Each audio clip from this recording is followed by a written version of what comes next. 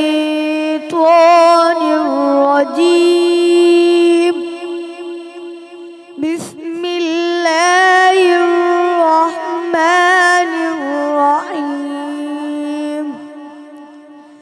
إن للمتقين مفازا حدائق وأعنابا وكواعب أترابا وكأسا دهاقا لا يسمعون فيها لغوا ولا كذابا جزاء من ربك عطاء حسابا. رب السماوات والأرض وما بينهما الرحمن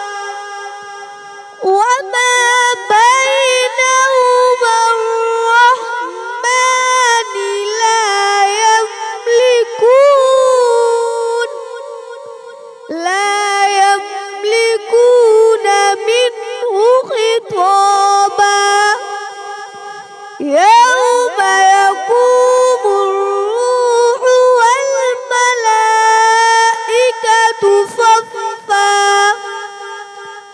والملائكة صفا لا يتكلمون إلا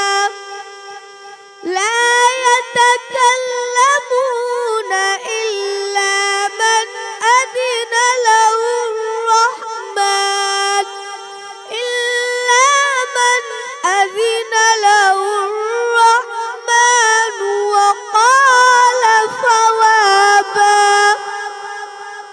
ذلك اليوم الحق فمن شاء اتخذ إلى ربه مآبا. إنا أنذرناكم عذابا قريبا يوم ينظر المرء ما قدمت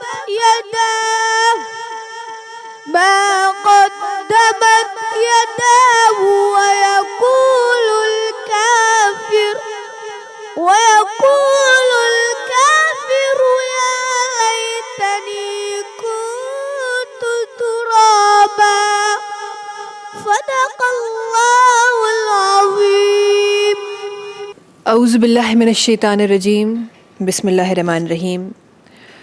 شروع اللہ जे नाले सां, हुन पाक परवरदिगार जे नाले सां जेको घणो महिरबान ऐं निहायत रहम फरमाइण वारो आहे. मूंखे ॾिसंदड़ तमामु नाज़रीन खे, हिते मौजूदु तमामु हाज़रीन खे महविश कुरैशी तरफ़ां अस्सलाम वालेकुम वरहमतुल्लाहि वबरकातुहू. अल्हम्दुलिल्लाह हिकु ॿिए रोज़ो उन जी इफ़्तार ट्रांसमिशन ऐं उन इफ़्तार ट्रांसमिशन जे इख़्तिताम जे सफ़र जी तरफ़ तव्हां ई मां अल्हम्दुलिल्लाह क़दम वधाए रहिया आहियूं, वधी रहिया आहियूं अल्हम्दुलिल्लाह. रमज़ान मुबारक हिन महीने जी शुरूआत खां पहिरीं, अञा जॾहिं शुरू ई न थियो हो, त उन खां पहिरीं ई हिकु फ़िक्र, हिकु ज़िक्र रमज़ान मुबारक जे महीने जो शुरू थी वेंदो आहे. हेॾो ख़ूबसूरत महीनो आहे, हेॾो प्यारो महीनो आहे जो अचण खां पहिरीं ई हिन जो फ़िक्र, हिन जो ज़िक्र शुरू थी वेंदो आहे. ऐं जॾहिं वरी असां ॾिसूं था, हिस्ट्री में ॾिसूं था, रसूल ख़ुदा सल्लल्लाहु अलैहि वसल्लम जी ज़िंदगी मुबारका में ॾिसूं था, त बेशक ईअं ई आहे. पाण सॻोरा शौबान में ई तयारी रमज़ान मुबारक जे महीने जी शुरू करे छॾींदा हुआ. हीअ त बेशक सुनत नबवी आहे ई आहे, बट उन सां गॾोगॾु तमामु असहाबा कराम उहे बि रमज़ान मुबारक जे एहतराम में जिथे हिकु महीनो पहिरीं उन ई कैफ़ियत में पाण हूंदा हुआ तमामु असहाबा कराम, पोइ रमज़ान मुबारक जो महीनो, पोइ उन में इबादात जो, उन में त मशगूल हर इंसान ई हूंदो आहे. पर वरी जॾहिं रमज़ान मुबारक जो महीनो ख़तम बि थी वेंदो हो, त उन खां पोइ जेको महीनो हूंदो हो, उन में बि असहाबा कराम उअं ई पंहिंजे पाण खे खणी हलंदा हुआ त जीअं रमज़ान मुबारक जे महीने में हली रहिया आहिनि। हीअ एहतराम रमज़ान मुबारक जे महीने जो हक़ आहे।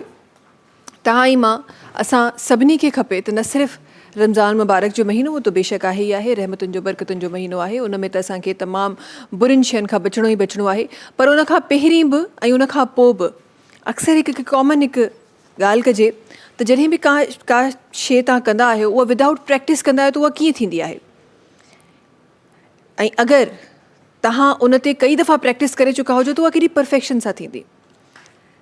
शायदि हीअ एहतराम जो मिसाल बि कुझु इन ई तरीक़े सां आहे। सो पहिरीं प्रैक्टिस कयो एंड देन रमज़ान मुबारक जो महीनो अचे, ताकी जॾहिं ही रमज़ान मुबारक जो महीनो स्टार्ट थिए, बाबरकत महीनो स्टार्ट थिए, त असां पूरी तरीक़े सां ट्यून थियल हुजूं त असांखे कहिड़ियूं इबादात करणियूं आहिनि, कीअं पंहिंजे पाण खे बुराइनि खां बचाइणो आहे, कीअं जेको ही रहमतुनि जो, मग़फ़िरत जो, निजात जो सिलसिलो ख़ुदा ताला असांखे खोले ॾेई छॾियो आहे, कीअं उनखे अवेल करणो आहे, ताकी तव्हां ई मां छा को बि मुसलमान हिन धरती ते मौजूदु को बि मुसलमान हिन जे कंहिं हिकु पल खे बि ज़ाया न करे। रमज़ान मुबारक जो महीनो, हिन माह रमज़ान में तव्हां ई मां बख़ूबी सुञाणूं था लैलतुल क़दर लिखियलु आहे। कई दफ़ा इशारा उन जे लाइ 27 जी राति कया विया आहिनि, बिकॉज़ ज़ाहिर 27 जी राति जो हिकु पंहिंजो मुक़ाम आहे। क़ुरान करीम जी पहिरीं आयात जो नुज़ूल 27 जी राति आहे, सो उनजो बि पंहिंजो मुक़ाम आहे। इंशाअल्लाह उहो बि ईंदो त ज़रूरु तव्हां सां गॾु उनजो शामिलु कजो। न सिर्फ़ु इहो, रमज़ान मुबारक जे महीने में त बेशक इहे सभु शयूं असांखे मिली रहियूं आहिनि, पर जॾहिं मां दीन इस्लाम में ॾिसां थी त इन खां अलावा बि मेराज जहिड़ा वाक़िया नज़र अचनि था। उहे वाक़िया जिन खे शायदि इंसानी ज़हन एक्सेप्ट तवक्कुल खां अलावा तव्हां उनखे प्रैक्टिकली एक्सेप्ट नथा करे सघो। अगरि तव्हांजो तवक्कुल पक्को आहे, तव्हां सिर्फ़ु उन शइ खे तॾहिं एक्सेप्ट करे था सघो। सो इंसानी अगरि हिकु नॉर्मल ज़हन आहे त उनजे लाइ ज़हन एक्सेप्ट करणु ॾाढो मुश्किल आहे। त अहिड़ा वाक़ियात दीन इस्लाम में मौजूदु आहिनि। दीन इस्लाम जंहिंजे लाइ हिकु ॻाल्हि मूंखे यादि थी अचे, मां जल्दी जल्दी उहा बि कोट कंदी हलंदमि त रसूल अकरम सल्लल्लाहु अलैहि वसल्लम जो किथे मूं पढ़ियो त फ़रमान आहे त जेके सभिनी खां वधीक, हिकु आम सां लफ़्ज़ यूज़ कंदा आहियूं त उहे मञण वारा, उहे केरु हूंदा, किन उन्हनि खां साहबा कराम सलाह उन्हनि जे साम्हूं सवाल पेश फ़रमायो त उहे केरु हूंदा जेके सभिनी खां हिकु उहे उम्मती, जेके पक्का उम्मती, तवक्कुल वारा उम्मती, उहे केरु हूंदा। पाण सॻोरा सल्लल्लाहु अलैहि वसल्लम जवाब में फ़रमाइनि था त उहे हूंदा जिन मूंखे कॾहिं ॾिठो न हूंदो। सो जेके ॾिसी रहिया आहिनि उन्हनि त चंड खे अलॻि थींदे बि ॾिठो आहे, उन्हनि त उहो मौजज़ो बि ॾिठो जॾहिं त रसूल ख़ुदा सल्लल्लाहु अलैहि वसल्लम पाणी वधायो त उन मां ख़बर नाहे केतिरनि असहाबा कराम उन हिकु ॿाटे मां पाणी पीतो, ऐं उन खां पोइ उन्हनि जो इहो चवणु हो त अगरि हिते 1,00,000 माण्हू बि हुजनि हा त शायदि उहे बि पी वञनि हा, तॾहिं बि पाणी ख़तमु न थिए हा। उहे माण्हू, उहे असहाबा कराम जिन इहे तमामु शयूं ॾिठियूं, उन्हनि त यकीन आंदो ई आंदो, पर उहे असां जहिड़ा नाचीज़ माण्हू जिन अखियुनि सां त न ॾिठो आहे पर दिलि सां मञियो आहे। अल्हम्दुलिल्लाह, अल्हम्दुलिल्लाह। सो जिन ईअं मञियो आहे उन्हनि जे लाइ फ़रमायल आहे त सही, सुठा, क़रीब उहे हूंदा जिन न ॾिसी बि अपनायो आहे। सुभान अल्लाह, सुभान अल्लाह। रमज़ान मुबारक जो महीनो रहमतुनि जो महीनो आहे, क़ुर्बतुनि जो महीनो आहे, बरकतुनि जो महीनो आहे, निजात जो महीनो आहे, मग़फ़िरत जो महीनो आहे। हिन वक़्तु असांखे, तव्हांखे, मूंखे मिली इहो सोचणो आहे त छा असां हिन मुक़द्दस महीने में छा इन जे हर हिकु पल खे असां अवेल करे सघिया आहियूं। अॼु 14 रमज़ान मुबारक आहे। 14 रोज़ा माह रमज़ान जा, 14 ॾींहं माह रमज़ान जा असां गुज़ारे चुका आहियूं। उहो महीनो जंहिंजो हिकु हिकु पल क़ीमती आहे, उन जा 14 ॾींहं असां गुज़ारे चुका आहियूं। हासिल छा थियो आहे? रोज़ा ऐं नमाज़ूं त फ़र्ज़ु आहिनि. मां बार बार इन शइ जो ज़िक्र ज़रूरु कंदी आहियां त रोज़ा ऐं नमाज़ूं त फ़र्ज़ु आहिनि, उहे त रखणियूं आहिनि. उहो रखी ख़ुदा ताला हुनजो कई गुना वधीक रब्बे करीम. ॻाल्हि यादि थी अचे किथे त कंहिं अर्ज़ु फ़रमायो त हीउ जेको रहमतुनि जो सिलसिलो आहे, जंहिंखे चयो वेंदो आहे त रमज़ान मुबारक में रहमतूं आहिनि, सॼो किसो त जेको रहमतुनि जो सिलसिलो आहे, अगरि इहे 20 रहमतूं आहिनि त सिर्फ़ु हिकिड़ी रहमत आहे जेका, अगरि सॼी काइनात जी ॻाल्हि कजे, उहा हिकिड़ी रहमत आहे जेका सॼी काइनात में विरहायल आहे. हीअ जेतिरियूं रहमतूं तव्हां ॾिसी रहिया आहियो, इहा हिकिड़ी आहे, अञा 19 पियूं आहिनि. सो रब्बे करीम जॾहिं पाण रब्बे करीम जो कलाम आहे त 70 माउनि खां वधीक प्यार करे थो, त सोचो जॾहिं हिकु रहमत जेका सॼी काइनात में विरहायल आहे, उन रहमत जे हूंदे, उहा तमामु माउरनि में विरहायल आहे, उन रहमत जे हूंदे जॾहिं तव्हांजी माउ केतिरी तव्हां सां मुहबत करे सघे थी, त हू रब्बे करीम जेको 70 माउनि खां वधीक मुहबत करण वारो आहे. हू रब्बे करीम जेको 20 जॾहिं रहमतुनि जी ॻाल्हि थिए थी, 20 हिसा थियनि था, हिकु ज़मीन ते आहे, बाक़ी 19 रहमतुनि सां नवाज़े रहियो आहे. उहा मुहबत कीअं हूंदी? सुभान अल्लाह. नेक अमलनि जो ॻाल्हि थिए थी, नेकियुनि जी ॻाल्हि थिए थी. कहिड़ियूं आहिनि नेक अमल, नेकियूं? छा सिर्फ़ु इहो ई आहे त असां रोज़ा रखी छॾियूं, कंहिंखे ॿियो टाइम ते असां अफ़्तार कराए छॾियूं, कोई कंहिंजी का मदद करे छॾियूं? छा नेकी इहा ई आहे? नेकी इन खां कई गुना वॾो अमल आहे. जेके शयूं बज़ाहिरनि थी रहियूं आहिनि, ॾाढी सुठी ॻाल्हि आहे. अल्हम्दुलिल्लाह अल्हम्दुलिल्लाह. अहिड़े मुल्क सां तालुक़ु रखां थी मां जंहिंमें इहे सिलसिला अल्हम्दुलिल्लाह हलंदा, सॼो साल ई हलंदा रहंदा आहिनि. पर जॾहिं रमज़ान मुबारक जो महीनो हूंदो आहे त हिकु सिलसिलो हूंदो आहे जेको शुरू थी वेंदो आहे. सो नेक अमलनि जो सिलसिलो हलंदो ई रहंदो आहे. पर जेकर उन नेकी में इहा नियत आहे त सॼी ज़िंदगी इन्हनि अमलनि में मशगूल थियणो आहे, उलमा कराम जो चवणु आहे, तॾहिं ई उहा नेकी उन मक़ाम ताईं पहुचे थी जंहिंखे असां सही नेक अमल जो नालो ॾेई रहिया आहियूं. अमल त ॿुधाए छॾिया आहिनि न असांखे, हिन जी बि मदद करणी आहे, सदको बि ॾियणो आहे, ज़कात बि ॾियणी आहे. ऐं वरी पोइ हिकु ॿियो सिलसिलो असां वटि त असांखे ॿुधायो वियो आहे त हेतिरी ज़कात, हेतिरो सदको, त असां बसि उहो कढी ऐं असांखे लॻंदो आहे असां पंहिंजो फ़र्ज़ु पूरो करे छॾियो. पर हीउ रसूल करीम सल्लल्लाहु अलैहि वसल्लम जो फ़रमान आहे त सदके ज़कात खां वधीक बि तव्हांजे माल में ग़रीबनि जो हिसो आहे. इहो न सम्झो त तव्हां सदको ज़कात कढियो, तव्हां ज़कात कढी छॾी ऐं तव्हांजो जेको अमाउंट आहे उहो सेव थी वियो. इन खां अलावा बि ग़रीबनि जो, मिसकीननि जो, पाड़े वारनि जो, तव्हांजे रिश्तेदारनि जो उन में अञा बि हक़ आहे. मुंहिंजे दीन में बार बार इन ॻाल्हि जो ज़िक्र कयो वियो आहे त ॾियणो आहे, चाहे उहो पैसो हुजे, कुर्ब हुजे, अञा बि न हुजे, मुस्कुराहट हुजे, ॾियणो आहे. ॾियण ते बार इन्फोर्स कयो वियो आहे दीन इस्लाम में. ऐं वरी उनखे केतिरो ख़ूबसूरती सां बयानु कयो वियो आहे त जॾहिं तव्हां अलाह जी राह में ॾियो था त ईअं सम्झो त तव्हां अलाह सां इन ईज़ी वर्ड्स बिज़नेस करे रहिया आहियो. ऐं हूअं त माण्हू बिज़नेस कंदो आहे, रिस्क हूंदो आहे न बिज़नेस करणु, ख़बर न आहे कामयाबु थिए न थिए, ख़बर न आहे प्रॉफिट ईंदो न ईंदो. बट जॾहिं तव्हां रब ताला सां बिज़नेस कयो था त हिकु त 100% श्योरिटी आहे त तव्हांजो नुक़सानु न थींदो, जेको तव्हांजो वियो आहे उहो वापसि ज़रूरु ईंदो. नंबर 1. नंबर 2, वरी जेको प्रॉफिट आहे, नॉर्मली बिज़नेस असां कंदा आहियूं, असांखे ख़बर हूंदी आहे त असां हेतिरो इन्वेस्ट पिया कयूं त हेतिरो हुन ते प्रॉफिट मार्जिन जो हेतिरो आहे. पर रब्बे करीम जी जॾहिं ॻाल्हि थिए थी, पाण जी जॾहिं ॻाल्हि थिए थी त रब्बे करीम जेको 70 माउनि खां वधीक प्यार करे थो, उहो ॾियण महिल सोचींदो त प्रॉफिट जो मार्जिन हेतिरो ई आहे, हेतिरो ई वञे, इन खां वधीक न वञे. पोइ उहो रहमतुनि जो बारिश करे रहियो हूंदो आहे, बरकतुनि जी बारिश करे रहियो हूंदो आहे. हिकु ॻाल्हि मूंखे त यादि अचे थी, जल्दी हुनखे कोट करे ऐं पोइ इनशाला ट्रांसमिशन खे अॻियां वधाईंदासीं. त कंहिं चयो त रिस्क में बरकत कीअं थिए. अच्छा, अक्सर असांखे इस्तग़फ़ार जे लाइ, बिकॉज़ मग़फ़िरत जो अशरो आहे, इस्तग़फ़ार जे लाइ तव्हां मां बख़ूबी सुञाणूं था त कंहिं बि क़िस्म जो मसइलो रिस्क में बरकती आहे, औलाद में बरकती आहे, कंहिं बि क़िस्म जो मसइलो आहे त उन जे लाइ इस्तग़फ़ार तव्हांखे हर वक़्तु अमली तौर ते अपनाइणु खपे. इहा बिल्कुलु हक़ीक़त ॻाल्हि आहे. पर कंहिं पुछो उहे अमल, हे त हिकु तस्बीह आहे न जेका असांखे करणी आहे, उहे अमल कहिड़ा आहिनि जेके तव्हांजी ज़िंदगीनि में बरकत शामिलु करे सघनि था, जेके तव्हांजी उमिरि दराज़ करे सघनि था. चयो वियो त तव्हांजो जेको इख़लाक़ आहे पंहिंजे भेण भाउरनि सां, उहो तव्हांजो रीज़न ठहे थो तव्हांजे रोज़ी में बरकत जो.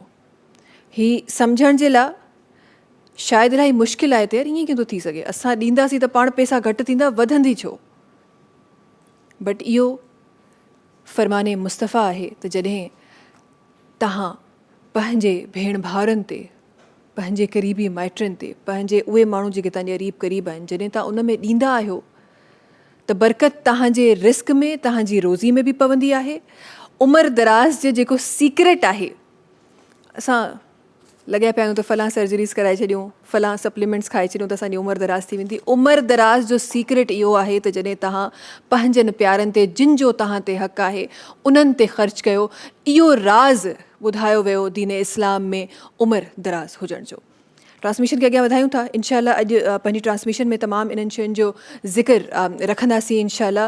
ऐं इहो सम्झण जी कोशिशि कंदासीं त ही तमामु जेके अमल दीन इस्लाम असांखे सेखारिया आहिनि, उन्हनि खे सही तरीक़े सां कीअं अपनाइजे, सुठो मुस्लमान कीअं थीजे, अॼु इंशाअल्लाह उन ते नज़र विझंदासीं. प्लस जिन जा हुक़ूक़ असां ते आहिनि, उन्हनि ते कीअं नज़रसानी कजे, इन जे बारे में बि इंशाअल्लाह पंहिंजी ट्रांसमिशन में ज़रूरु ज़िक्र रहंदो. अॻियां वधंदे ट्रांसमिशन जो आगाज़ ख़ूबसूरत तिलावत क़ुरान पाक सां कयो वियो, जंहिंमें आवाज़ ॾाढी ख़ूबसूरत आवाज़ सां गॾु हाफ़िज़ मोहम्मद बिलावल सुल्तान मुग़ल साहिब जी, जिन सां असांजी ट्रांसमिशन जो ख़ूबसूरती सां अल्हम्दुलिल्लाह आगाज़ थियो आहे. उन सां गॾोगॾु करशी जामे शीरी जो ज़िक्र कंदा हलूं. करशी जामे शीरी जेको लाइफ लाइट रिफ्रेशिंग आहे, रौनकूं रमज़ान जूं वधाए रहियो आहे. करशी जामे शीरी जंहिंजे लाइ चयो वेंदो आहे त उहो 100% प्योर अर्कियात सां ठहियलु आहे. पाणी जो हिकु क़तरो बि उन में मौजूदु न आहे. उनजो गुलाब ऐं इलायची फ्लेवर इलाही ज़बरदस्त आहे. त जी अगरि तव्हां चाहियो था त तव्हांजे अफ़्तार ऐं सहर जूं ख़ुशियूं ख़ालिस थियनि, उअं जीअं करशी जामे शीरी आहे त इस्तेमालु कयो हिन जा ॿई फ्लेवर पंहिंजी सहर इफ़्तार में. इन सां गॾोगॾु ट्रांसमिशन में सलाम रमज़ान जो किचन बि आहे. सलाम रमज़ान जे किचन में हर रोज़ु असां ज़बरदस्त रेसिपी सिखंदा आहियूं. अॼु बि इंशाअल्लाह ज़रूरु सिखबियूं. वधी रही आहियां मां सलाम रमज़ान जे किचन जी तरफ़. फैसल असां सां गॾु आहिनि. अस्सलाम वालेकुम फैसल. वालेकुम अस्सलाम. कुझु ॿाहिरनि में किथे कीअं आहियो? ख़ैरियत सां आहियो? ख़ुशि आहियो? अञा अधु रमज़ान बाक़ी आहे यार, ॿाहिरि थोरो संभाले रखो, अञा अधु रमज़ान बाक़ी आहे. कीअं आहियो? ख़ैरियत सां आहियो? तबियत ठीकु आहे? अॼु भई छा थी रहियो आहे? अॼु असां ठाहींदासीं हिकु त पकोड़ा, मिर्च ठाहींदासीं, आलू भरा मिर्च. आलू जो जेको मसालो पटाटनि जो ठाहींदा, मिर्ची, हा स्टफ मिर्ची, आलू भरा मिर्च बि चईंदा आहियूं. अंग्रेज़ी नालो कीअं यादि रहिजी वियो मूंखे. ख़ैर, हां जी. ऐं हुन सां गॾु असां ठाहींदासीं करशी जामे शीरी जो तरबूज़. अॼुकल्ह हिंदाणो अची वियो आहे न, हिन जो शरबत ठाहींदासीं, तरबूज़ जो शरबत. ओहो ज़बरदस्त यार, वाकई में ॾाढो अॼुकल्ह सुठो अचे पियो ऐं बिल्कुलु मिठो बि अचे पियो. हा, अच्छा, कुझु शयूं अहिड़ियूं हूंदियूं आहिनि न जेके फ्रूट इज़ समथिंग जंहिंजी मां एतिरी फैन न आहियां, बट अॼुकल्ह ॿुधण में अचे पियो त तरबूज़ ॾाढो ज़बरदस्त अचे पियो. त हिन जी ड्रिंक ठाहींदासीं. सभिनी खां पहिरीं असां ड्रिंक ठाहियूं था जेसिताईं असांजो ऑयल गरम थिए पियो. त हिते असां ड्रिंक ठाहिण कंदासीं. करशी जामे शीरी जी ड्रिंक ठाहिण लॻायूं असां. तरबूज़ जो juice blender खणंदासीं.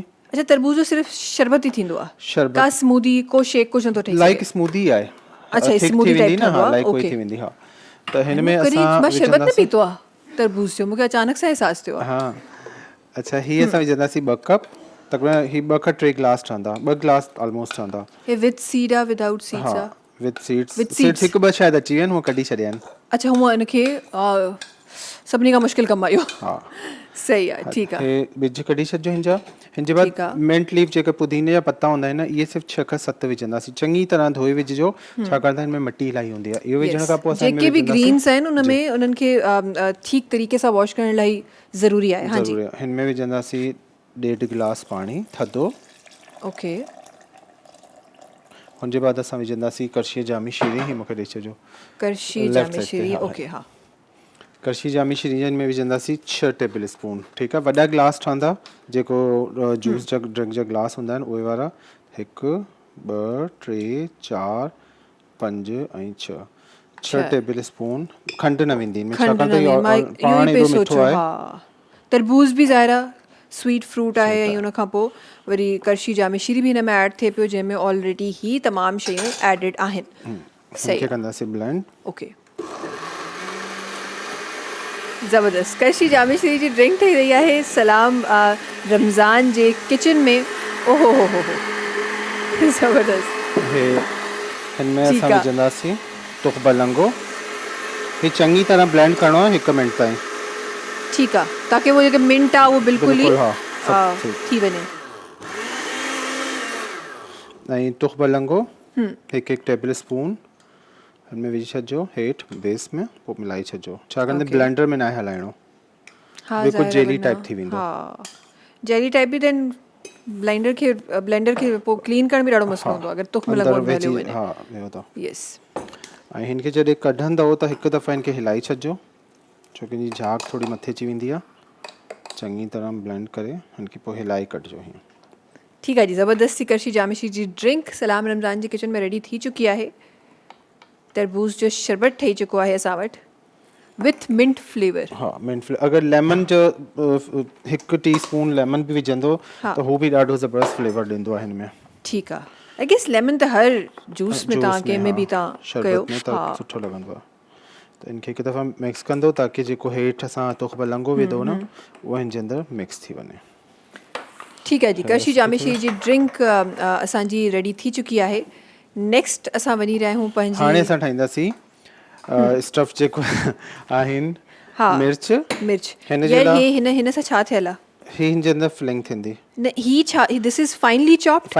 Oh my God literally. हा मूंखे लॻो हे बि कंहिं ब्लेंडिंग जो कमाल आहे यार. कंहिं इहो कीअं कयो आहे? बी ऑनेस्ट कीअं कयो आहे? तव्हां कयो आहे? अले ख़ालिद शारीफ़ करीब नज़र ईंदा आहिनि कॾहिं कॾहिं मूंखे कटिंग कराईंदो. अरे कॾहिं कॾहिं किचन में कुझु कंदे नज़र ईंदा आहिनि मूंखे. अच्छा हाणे हिते ऑयल असांजो टेम्परेचर ते गरम थिए पियो जेको आहे असांजो तलो कुकिंग ऑयल. विटामिन ए ऐं डी खां भरपूर आहे. लो कोलेस्ट्रॉल आहे. ओमेगा 3 ऐं 6 मौजूदु आहे. 1 लीटर 3 लीटर 5 लीटर में 10 पैक में ऐं पाउचिस में मिले पियो. बनास्पति गिहनि जो तमामु बहितरीनु आहे. हिते ही गरम थिए पियो. जॾहिं गरम करे हिन में असां पकोड़ा काशे फ्राई कंदा आहियूं पोइ इनखे वरी थधो करे छाणे वठंदा कयो त हिन में जेके पार्टिकल्स रहिजी था वञनि न मसालो या काशे किरे थी ऑयल क्लियर नथो थिए पोइ डार्क थींदो वेंदो. त हीउ क्लियर आहे. काफ़ी ॾींहंनि खां यूज़ कयूं पिया लेकिन क्लियर ई आहे. क्लियर आहे. डेली यूज़ थींदो. ॿियो असां वटि हिकु ॾाढी कॉमन हिकु प्रैक्टिस आहे स्पेशली रमज़ान में छो त डेली फ्राइंग थींदी आहे त माण्हू छा कंदा आहिनि त उते ई फ्राई करे उनखे ई कवर करे रखी छॾींदा आहिनि. ऐं पोइ नेक्स्ट डे जॾहिं उहा फ्राइंग थींदी आहे त ज़ाहिर आहे हुनजो जेको पाणी हूंदो आहे मॉइस्चर हूंदो आहे उहो हुन ऑयल में मिक्स थी वेंदो आहे. ऐं पोइ असां चवंदा आहियूं त यार हीअ ऐं ॿियो छा आहे की पार्टिकल्स नंढा नंढा पीसिस किरंदा आहिनि हेठि सड़ंदे कारा थींदा आहिनि. पोइ का बि शइ तव्हां फ्राई कंदो हुन सां गॾु लॻी ॿाहिरि अची वेंदा आहिनि. बिल्कुलु बिल्कुलु. और जेको फाइन चॉप थियल बसर हिकु विझी छॾियो ऐं आलू हिकु वॾो खणी वठिजो बॉयल मैश कयल आहे. सावा धाणा खणंदो 1 खां 2 टेबल स्पून. पतियूं ॾंडियूं न विझिजो. हे विझी छॾियो. हिनखे मिक्स कयो. हाणे हिन में विझंदो मसालो ज़ीरो कुटियल 1 चांहि जो चमचो. चाट मसालो 1 चांहि जो चमचो. साबित धाणा कुटियल 1 खाइण जो चमचो. कारा मिर्च थोरा सा विझंदासीं 1/2 चांहि जे चमचे का बि हाफ. 1/2 चांहि जो चमचो कुटियल ॻाढ़ा मिर्च. गरम मसालो 1/4 टीस्पून. लूणु 1/2 टीस्पून. इहे सभु शयूं हिन जे अंदरि हली वेंदियूं. हीउ चटपटो सो मसालो ठही वेंदो. स्पाइसिस सां मूंखे फील थी रहियो आहे त ॾाढियूं चटपटियूं सो मिर्चूं हुते ठही रहियूं आहिनि. हाणे रिंग ठही. हिन खे असां चङी तरह मिक्स कंदासीं. मिक्स करण खां पोइ जेके मिर्च असां वटि रखियल आहिनि न देसी अमड़ू न हूंदियूं आहिनि हथ खां बिना त कमु थींदो न. फैसल उहो कमु कयो आहे. जल्दी बि थी थो वञे. जल्दी प्लेट रखूं था गॾु. ऐं हे जेका सावा मिर्च जर्मन मिर्च जे नाले खां बि अचनि पिया अॼुकल्ह. ही मिलनि पिया रमज़ान में त ही रमज़ान जे अलावा बि मिली वेंदा आहिनि काफ़ी जॻहियुनि ते. त हिन जे अंदरि हिन जी फिलिंग कंदासीं मिर्च जे. अच्छा ऐं हे तेज़ न हूंदा आहिनि मिर्च? न बिल्कुलु नॉर्मल हूंदा आहिनि. ओके. जीअं शिमला मिर्च हूंदी आहे न बेल पेपर हूंदा आहिनि उहो ई हूंदो आहे. अच्छा सही. शिमला मिर्च वांगुरु हिनखे ईअं फिलिंग कंदासीं. चङी तरह हिनखे फिलिंग कजो ऐं कट डीप हणिजो लेकिन एंड में हिते कट न हणिजो वरना खुली वेंदो. खुली वेंदा आहिनि. यस इहो अगेन हिकु मसइलो जेको अक्सर घरेलू जेके किचन्स आहिनि उन में थींदो आहे. त बसि हीउ ॾिसो कट हितां छॾियल आहे. 1/2 इंच हितां साइड खां छॾी वठिजो. त हे जेके मिर्च आहिनि ऐं हिते ऑयल असांजो गरम थिए पियो ऐं हिनखे असां कोट कंदासीं बेसण में. 1.5 कप जेतिरो बेसण या 1 कप हसबे ज़रूरत जीअं बेसण खणंदो हुन में सिर्फ़ु लूणु थोरो सो ऐं थोरा सा ॻाढ़ा मिर्च पीठल मिलाए छॾिजो ऐं पाणी सां जो घाटो पेस्ट करे छॾंदासीं. पेस्ट करण खां पोइ हिनखे कोट कंदासीं ऐं कोट करण खां पोइ हिनखे असां okay so this is the texture. Smooth हुजणु खपे सफ़ा. हा सही. त ही मिर्च भरिजी वेंदा ऐं चटणियूं तव्हांखे काफ़ी सारियूं मां पंहिंजे शो में सेखारे छॾियूं आहिनि केचप सां उन्हनि सां तव्हां enjoy करे सघो था, बिल्कुलु, या चिली बिल्कुलु। गार्लिक सॉस केचप सां बि हा। ही सुठियूं लॻंदियूं आहिनि। सही। बसि हे थी वियूं। अञा बि मसालो असां वटि वधीक आहे 6 मिर्च हुआ त ही 8 खां का अगरि असां टिकियूं ठाहे छॾंदासीं घर में न कटलेट वारियूं, घर असली त कटलेट ठहंदा आहिनि, घर में असां टिकियूं ठाहींदा आहियूं। टिकियूं ठाहींदा आहियूं, हा। सो उहे ठाहे ओरिजिनल छॾंदासीं, नालो को त इहो ई आहे न, टिकिया। टिकिया, बिल्कुलु बिल्कुलु। अच्छा, लेकिन वो कटलेट थोरो सो परायो परायो बि लॻंदो आहे। मॉडर्न थी विया आहियूं न, टिकिया पंहिंजो असां लॻंदो आहे। कटलेट खाईंदा आहियूं। हा, कटलेट ईअं लॻंदो आहे कि पराई शइ पिया खायूं यार, मज़ो न पियो अचे। हा, स्टिक खां झलियो, डंडियूं न हा। तोड़जो जो, ठीकु आहे, डंडियुनि सां गॾु हीअं झली ताकी तव्हांखे ईज़िली पोइ हिन तरीक़े सां हिनखे पकड़ंदो ऐं ॾिसो हिनजी ड्रॉपिंग ख़तमु थी वञे ऐं हिनखे गरम ऑयल में विझंदा वेंदो। ज़बरदस्त, यानी मिर्च केॾो ज़बरदस्त तरीक़े सां कोट थिए पियो, अदरवाइज़ मिर्ची खे कोट करण में ॾाढो मसलो हूंदो आहे। असल में छा आहे, जेको पाणी वधीक विझी छॾंदा आहिनि न, पोइ हू कोटिंग न थींदी, स्लिप कंदा आहिनि हिन मथां खां। मसालो स्लिप न थियणु खपे हिन मथां खां। ज़बरदस्त क़िस्म जी तलो कुकिंग ऑयल जी रेसिपी असां वटि सलाम रमज़ान जी किचन में ठही रही आहे। तलो कुकिंग ऑयल जंहिंजे लाइ चयो वेंदो आहे अमा तलो में पकाओ, में सेहतमंद बनाओ, वरी कुझु थियण वारो फैसल। हाँ जी। बाबा मुंहिंजी नंढड़ी चयो, बाबा तव्हां टीवी ते ई छो न चवंदा आहियो बाबा तलो। हा, बसि ही थी वियूं कोट चङी तरह खे, या त ग्लास में विझी बि तव्हां कोट करे सघो था।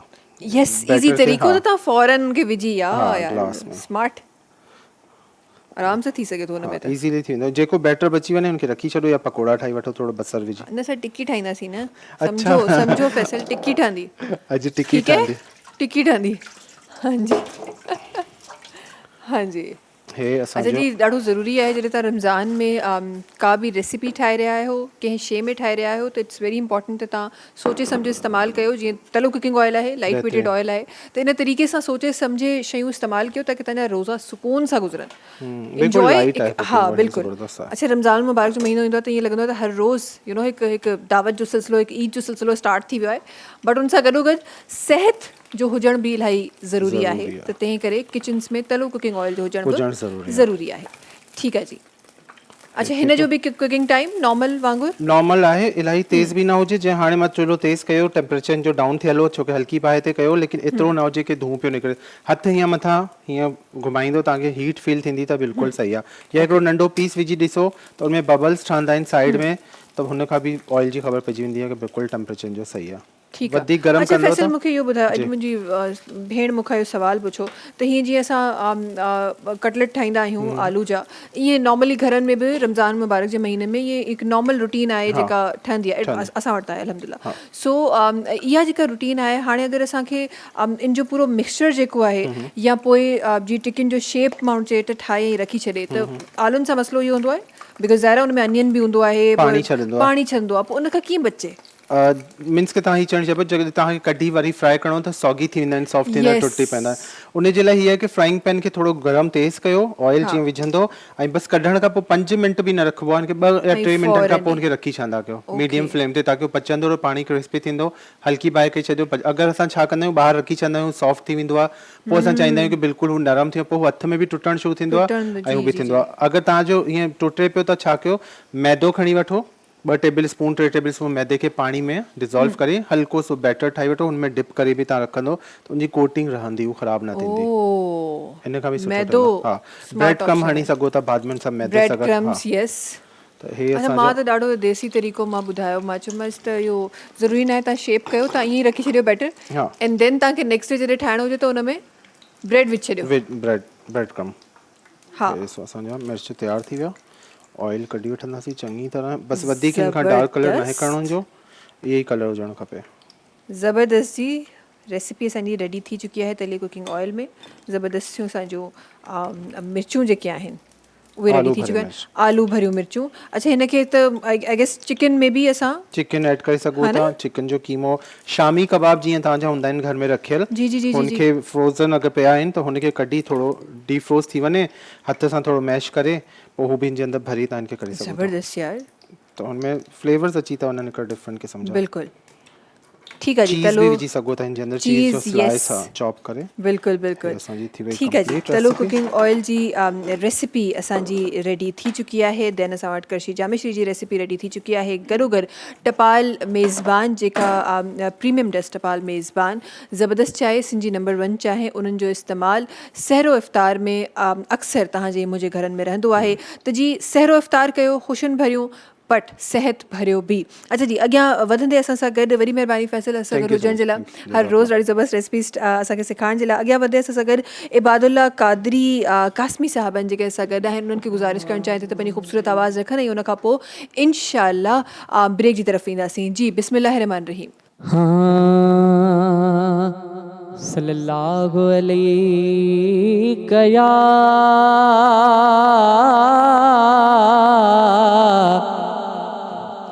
या रसूल अल्लाह वसल्लम अलैका या हबीब अल्लाह।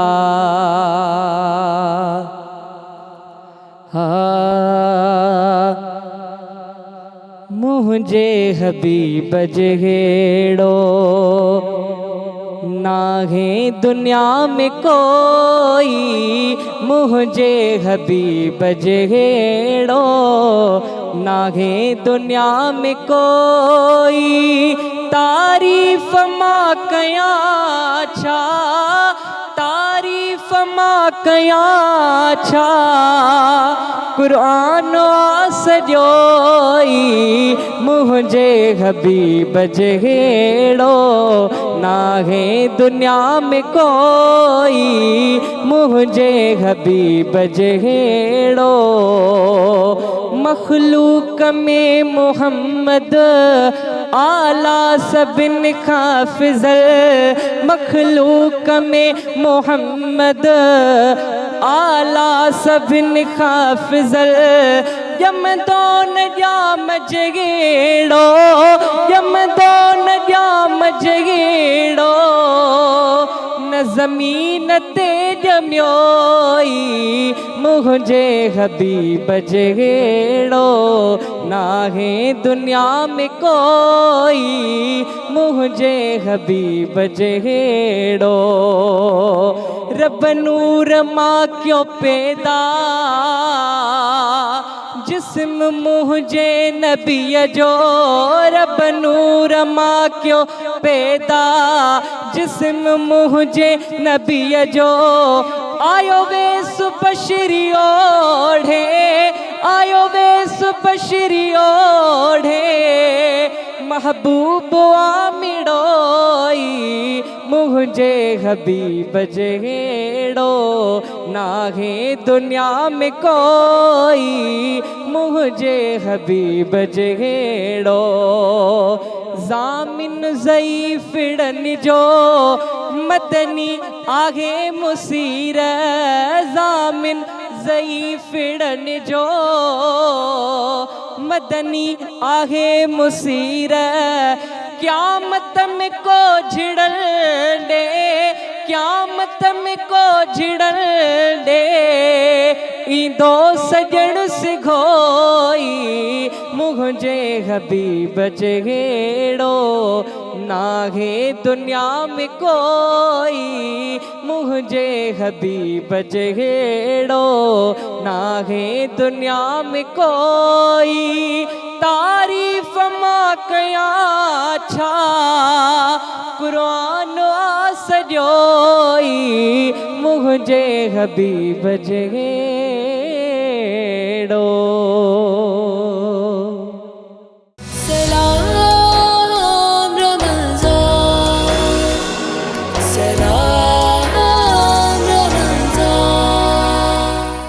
सलाम रमज़ान सां गॾु हिकु दफ़ो ॿीहर तव्हां सभिनी जे साम्हूं हाज़िर आहियूं। ट्रांसमिशन में कुझु ॿियनि साथियुनि असांजो साथ असांखे जॉइन कयो आहे, असांजो साथ ॾिनो आहे।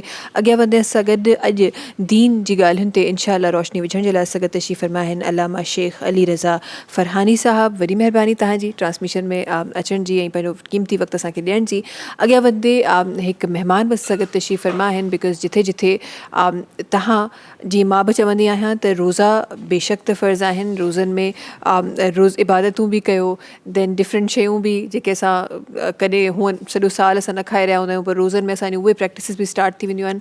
प्लस उन सां गॾोगॾु सिहत जो बि ख़्यालु रखणु इलाही ज़रूरी आहे, ताकी असां जीअं पहिरें रमज़ान मुबारक ते असां स्टार्ट कंदा आहियूं, उअं ई असांजी हेल्थ जेका आहे उहा 30 रमज़ान मुबारक ताईं हेल्दी ई रहे। असां गॾु जनाब डॉक्टर अज़ीज़ुद्दीन कमरुद्दीन साहब आहिनि, जेके तशरीफ़ रखनि था, पाण जनरल फिज़िशियन आहिनि। अस्सलाम वालेकुम, वॾी महिरबानी ट्रांसमिशन में वक़्तु कढी ऐं असांजी ट्रांसमिशन में अचण जी। हिन तरफ़ असां गॾु कुझु ॿिया साथी आहिनि जिन असांखे जॉइन कयो आहे। हिकु आवाज़ थी पंहिंजी जेका आवाज़ आहे उहा रखंदा आहिनि जॾहिं बि जंहिं महफ़िल में वेंदा आहिनि, ॾाढी ख़ूबसूरत आवाज़ पंहिंजी सजाईंदा आहिनि। असां गॾु हैदर अली ब्रदर्स आहिनि जेके असां गॾु तशरीफ़ फरमा आहिनि। वालेकुम अस्सलाम, कैसे हैं आप? ज़रा ये माइक है आपके पास, इनसे बात करनी है मुझे। कैसे हैं आप? ठीक हूँ। क्या नाम है आपका? फैजान। फैज़ान, फैज़ान कितने ईयर्स के हो?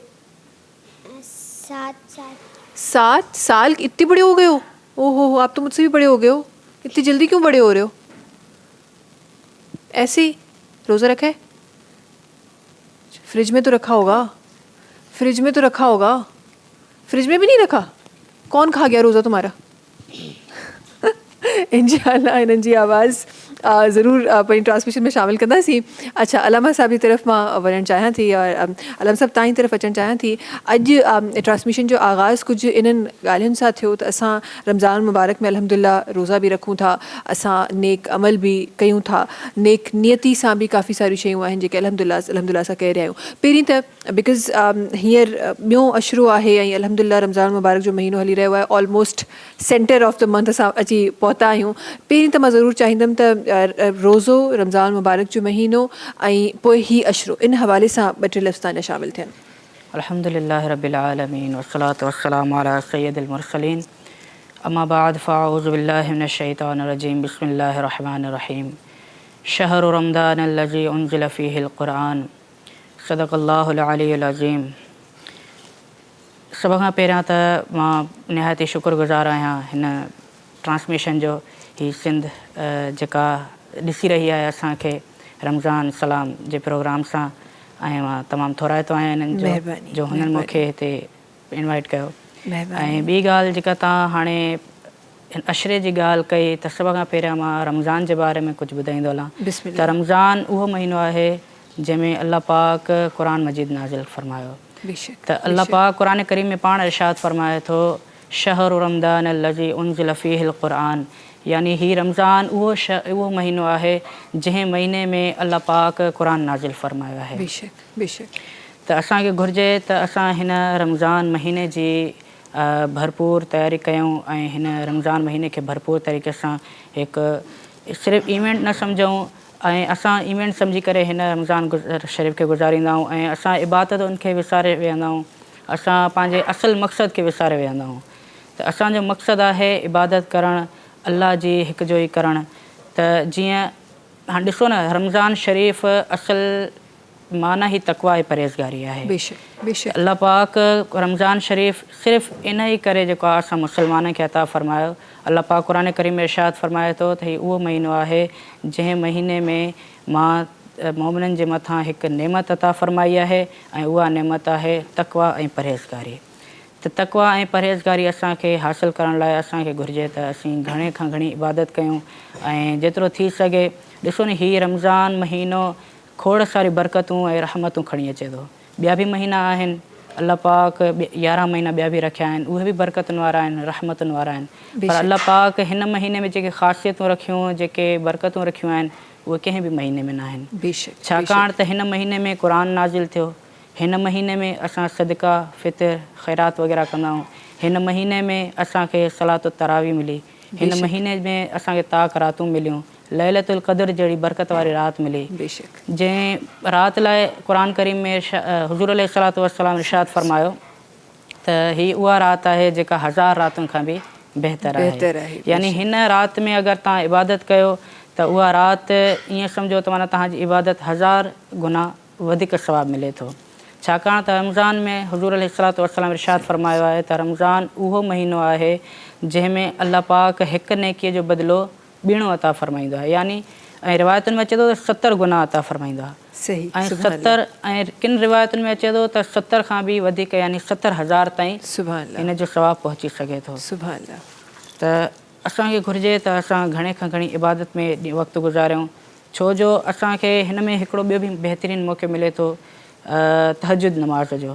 जॾहिं असां सहरी लाइ उथूं था त असां वटि एतिरो वक़्तु उमूमन हूंदो आहे जो असां सहरी जे मतिलबु वक़्त ताईं यानी ॾिसो न, अगरि तव्हां 3 बजे बि उथो या 3:30 बजे या 4 बजे बि उथो त पोइ हिते एतिरो वक़्तु बचे थो जो असां तहजुद नमाज़ अदा करे सघूं। वधीक न 2 रकातूं बि अगरि अदा कयूं त असांजी इहा हिकु रूटीन ठही वेंदी।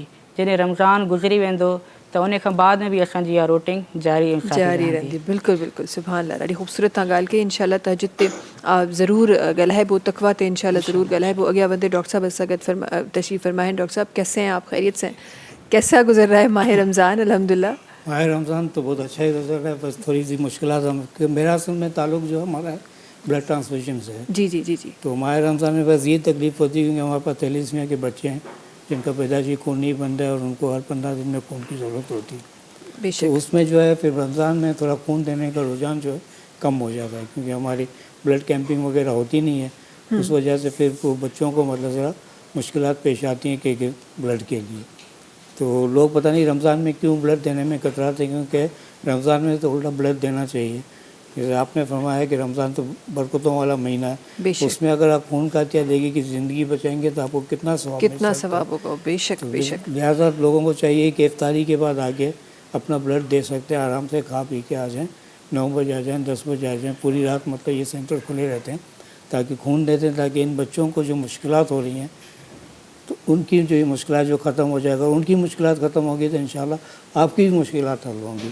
बिल्कुल। ये तो ब्लड ऐसा है कि एक सदका है, एक जारिया है। तो आप किसी इंसानी ज़िंदगी बचा रहे हैं, अल्लाह ताला का इरशाद है किसी आपने एक इंसान की ज़िंदगी बचाई तो गोया उसने पूरी इंसानियत की। बेशक बेशक। तो आप तो मतलब बड़ी नेकी का काम कर रहे हैं, किसी ज़िंदगी बचा रहे हैं।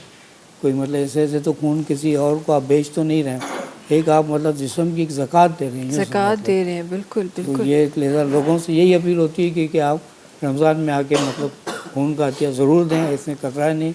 लोग समझते हैं कि हमने अगर रोज़े रख रहे हैं हमें कमज़ोरी आ जाएगी, वीकनेस आ जाएगी, ऐसी कोई बात नहीं होती कि रोज़ा रखने से आदमी और अपने आप को फ्रेश महसूस करता है, क्योंकि आप सहरी भी करते हैं, फिर पूरा दिन आप काम काज में गुजार के इफ्तारी भी करते हैं, फिर रात का खाना भी खाते हैं, फिर वो पूरा रमज़ान में मतलब इबादत में चलती रहती है, उसमें भी कुछ ना कुछ खाना पीना चलता ही रहता है। ऐसे तो बल्कि आप ज़्यादा अपने आप को सेहतमंद महसूस करते हैं। सही। तो इसमें मतलब घबराना नहीं चाहिए, आप बिल्कुल आइए, खून का हत्या दीजिए ताकि ये आप अपने आप को और अच्छा और बेहतर महसूस करेंगे। बिल्कुल बिल्कुल।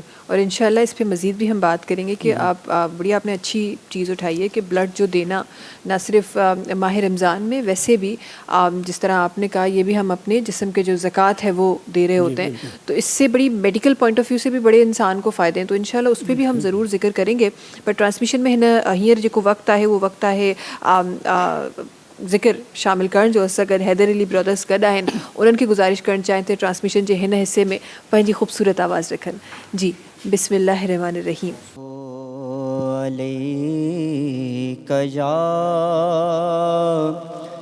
या रसूल अल्लाह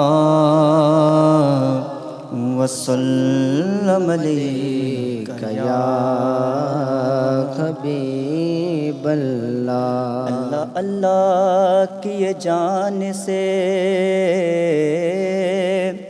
अल्लाह न मिले, ये अल्लाह वाले हैं जो अल्लाह से मिला देते हैं। मिलके पढ़िए सल्लल्लाहु अलैका या रसूल अल्लाह वसल्लम अलैका या हबीब अल्लाह। बेखुद किए देते हैं, बेखुद किए देते हैं, अंदाज़ की जाबाना दिल में तुझे रख رکھ لو دل میں تجھے رکھ لو اے جلوائے جانانا بے خود کیے دیتے ہیں اتنا تو کرم کرنا اے چشم کرے مانا اتنا تو کرم کرنا اے چشم کرے مانا جب جان لبوں پر گو جب جان لبوں پر گو تم سامنے آ جانا بے خود کیے دیتے ہیں اور کیا پیش کرے تم کو کیا چیز ہمارے ہے کیا پیش کرو تم کو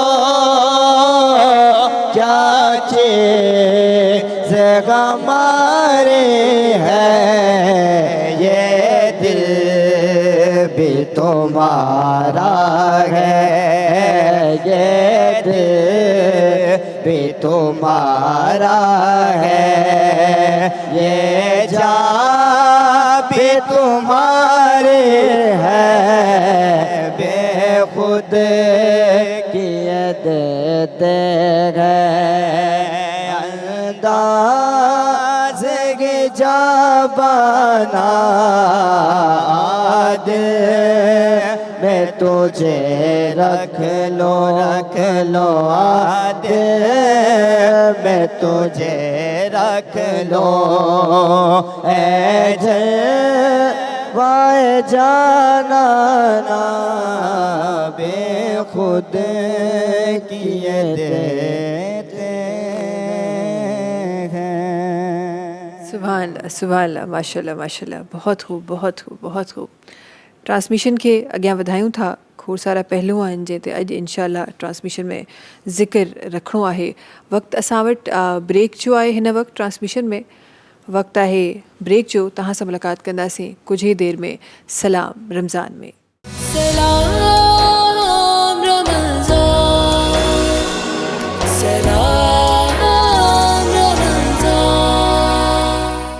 सलाम रमज़ान सां गॾु हिकु दफ़ो ॿीहर तव्हां सभिनी साम्हूं हाज़िर आहियूं डिफरेंट मरहलनि ते अॼु ज़िंदगी जी ॻाल्हाए रही आहियां मां बिकॉज़ रमज़ान मुबारक जो महीनो जॾहिं बि ईंदो आहे त ही आई गेस हिकु मौक़ो अची वेंदो आहे हिकु रिविज़न अची वेंदो आहे हिकु ट्रेनिंग सेशन असांजी हूंदी आहे जेका थी रही हूंदी आहे अॻियां पूरो साल सही तरीक़े सां सही मुसलमान थी गुज़ारण जी ईअं ई अलामा साहब तव्हां थोरी देरि पहिरीं तक़वा जो ज़िक्र करे रहिया आहियो असां तक़वा जे बारे में पढ़ियो बि आहे ॿुधियो बि आहे ॼाणियूं बि थिया पर तक़वा सही नमूने इख़्तियार कजे कीअं जी तव्हां बहितरीनु तव्हां सुवालु कयो त तक़वा कीअं इख़्तियार कजे असुल ॾिसो नी तव्हां जेको रोज़ो नालो ई तक़वा जो आहे मां पहिरियां बि अर्ज़ु कयमि त रोज़ो सिर्फ़ु ईअं न आहे त सिर्फ़ु मतिलबु माण्हू खाइण पीअण खां रुकिजे थो या मतिलबु जेको आहे बल्कि रोज़ो नालो ई मतिलबु रुकजण जो आहे हाणे रुकजण में शामिल थिए थी अखियुनि जी रुकजण यानी अखियुनि जी तक़वा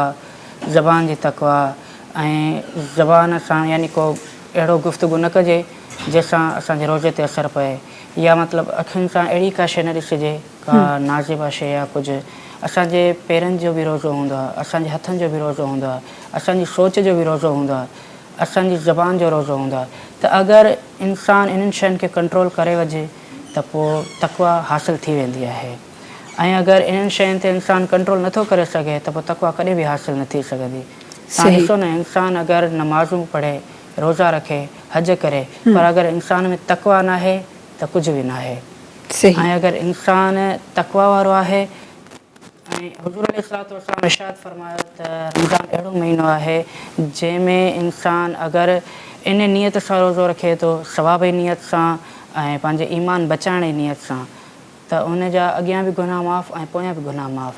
त ही अगरि इंसानु पाण खे बचाए हले, पंहिंजे रोज़े खे बचाए हले, तॾहिं इहे शयूं हासिलु थींदियूं। पर अगरि जे इंसानी नियत ई रुॻो ॾेखारण लाइ हुजे त यार माण्हू मूंखे ॾिसंदा, वाह वाह कंदा, त इन हवाले सां उहो रोज़ो न आहे, बल्कि इहो सिर्फ़ु अलाह खे धोखो ॾियणु आहे। ऐं इन लाइ बि यानी हिकिड़ी मज़ाक़ क़िस्म थी वई अलाह सां। त ईअं न कजे। हाणे घणा माण्हू ईअं कंदा आहिनि जो ज़कात या फ़ितरो या मतिलबु अहिड़ियूं शयूं जॾहिं सदको वग़ैरह कंदा आहिनि त उन्हनि खे पब्लिश कंदा आहिनि, यानी करे हू सोशल मीडिया ज़रिए रुॻो माण्हुनि खे ॾेखारण लाइ कंदा आहिनि। त अहिड़ियूं शयूं अलाह खे बेहदि नापसंदि आहिनि, छाकाणि त हिकु हदीस मुबारक में अचे थो त जॾहिं अलाह तबारक व ताला क़यामत जे ॾींहुं हिकु आलिम खे उथारींदो ऐं उनखां पुछंदो त तो मुंहिंजे लाइ छा कयो, त उहो आलिम चवंदो त ए मुंहिंजा मौला, ए मुंहिंजा परवरदिगार, मां तुंहिंजे लाइ माण्हुनि खे दर्स ॾींदो हुउमि, मां तुंहिंजी रज़ा जे ख़ातिर सभु कुझु कयो। त अलाह पाक उनखे ग़ैब जी आवाज़ सां चवंदो त तूं कूड़ो आहीं, छाकाणि तूं माण्हुनि खे ॾेखारण लाइ सभु कुझु कयो, हीउ तुंहिंजो तो जेको ॾेखारण लाइ कयो उनजो सिलो तोखे दुनिया में ई मिली रहे।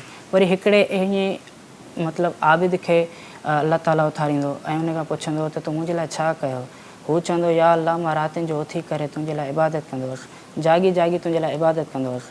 त अलाह पाक फरमाईंदो त तूं कूड़ो आहीं, छाकाणि त तूं माण्हुनि खे ॾेखारण लाइ सिर्फ़ु इबादत कई, त उनजी इबादत उनजे मुंहं ते हई वेंदी। ऐं अहिड़े ई क़िस्म सां हिकिड़ो हाफ़िज़ जॾहिं उहो उथंदो उन खां सुवालु कयो वेंदो त हू चवंदो त मां तुंहिंजी रज़ा जे ख़ातिर मां क़ुर पढ़ियो ऐं ॿियनि ताईं पहुचायो, त अलाह पाक चवंदो त तूं कूड़ो आहीं, छाकाणि त तूं माण्हुनि खे ॾेखारण लाइ कयो। त अगरि तक़वा इख़्तियार कजे त यानी सरासर सिर्फ़ु अलाह जी रज़ा जे ख़ातिर कजे। तक़वा नालो ई इन जो आहे त सिर्फ़ु ऐं सिर्फ़ु अलाह जी इबादत करणु ऐं अलाह सां कंहिंखे शरीक न करणु ऐं ॾेखाव जी इबादत न हुजे, जेका इबादत थिए दिलि सां इबादत थिए। जीअं तौबा असां कंदा आहियूं सिर्फ़ु ॾेखारण लाइ, ऐं तौबा करण खां बाद असां वरी उन्हनि कमनि ते वरी वरिजी वेंदा आहियूं। त ईअं न कजे। असांखे घुरिजे त असां अगरि तक़वा इख़्तियार कयूं था, असल रोज़े जो जेको मक़सदु हासिलु करणु चाहियूं था त पोइ तक़वा इख़्तियार कयूं। ऐं तक़वा में इहो आहे त माण्हुनि खे ॾेखारे करे उहे शयूं असां न कयूं, जेको कयूं अलाह जी रज़ा ख़ातिर कयूं, लिख छप में कयूं, जंहिंसां अलाह बि राज़ी थिए ऐं अलाह जो रसूल बि राज़ी थिए। बेशक बेशक, ॾाढी तव्हां ख़ूबसूरत ॻाल्हि कई। हूअं बि जॾहिं तव्हां इबादत जी ॻाल्हि कई थी त ॻुझियल इबादत रोज़े जे लाइ मां किथे पढ़ियो आहे मां सभु त रोज़ो हिकु अहिड़ी इबादत आहे जेका तव्हां सिर्फ़ु पंहिंजे रब लाइ रखो था। बिकॉज़ ॿियूं इबादतूं तव्हां अगरि फॉर एग्ज़ाम्पल को नमाज़ पढ़ो पिया या को नेकी जो कमु कयो पिया, उहे माण्हू ॾिसनि पिया त माण्हुनि खे ॾेखारण लाइ था कयो, पर ज़ाहिर आहे हर माण्हू तव्हां सां हर वक़्तु तव्हां सां गॾु नथो रही सघे। रोज़े जा जेके जेके कलाक आहिनि उन्हनि में हर माण्हू तव्हां सां उन टाइम ते गॾु नथो रही सघे। अगरि तव्हां चाहियो त तव्हां किथे कुंड में वञी तव्हां पाणी बि पी अचो, कंहिंखे कहिड़ी ख़बर त तव्हां पीतो आहे या न पीतो आहे। सो रोज़ो रखणु इहो कंप्लीटली ख़ुदा ताला जो ऐं उन बाने जो कनेक्शन आहे। सो इन करे इनखे मां किथे पढ़ियो त इन करे इनखे एतिरी फ़ज़ीलत बि हासिलु आहे ॿियनि इबादतुनि खां।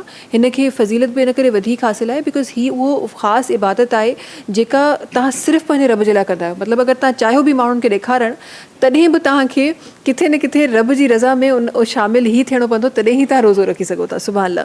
अॻियां वधे डॉक्टर साहब सां गॾु आहिनि। डॉक्टर साहब, ज़ाहिर रमज़ान मुबारक का महीना है तो आई एम श्योर आपके भी दिन बिज़ी गुजरते होंगे, ज़रा मुझे स्केड्यूल तो बताएं किस तरह मैनेज होती हैं रमज़ान मुबारक में टाइमिंग्स आपकी?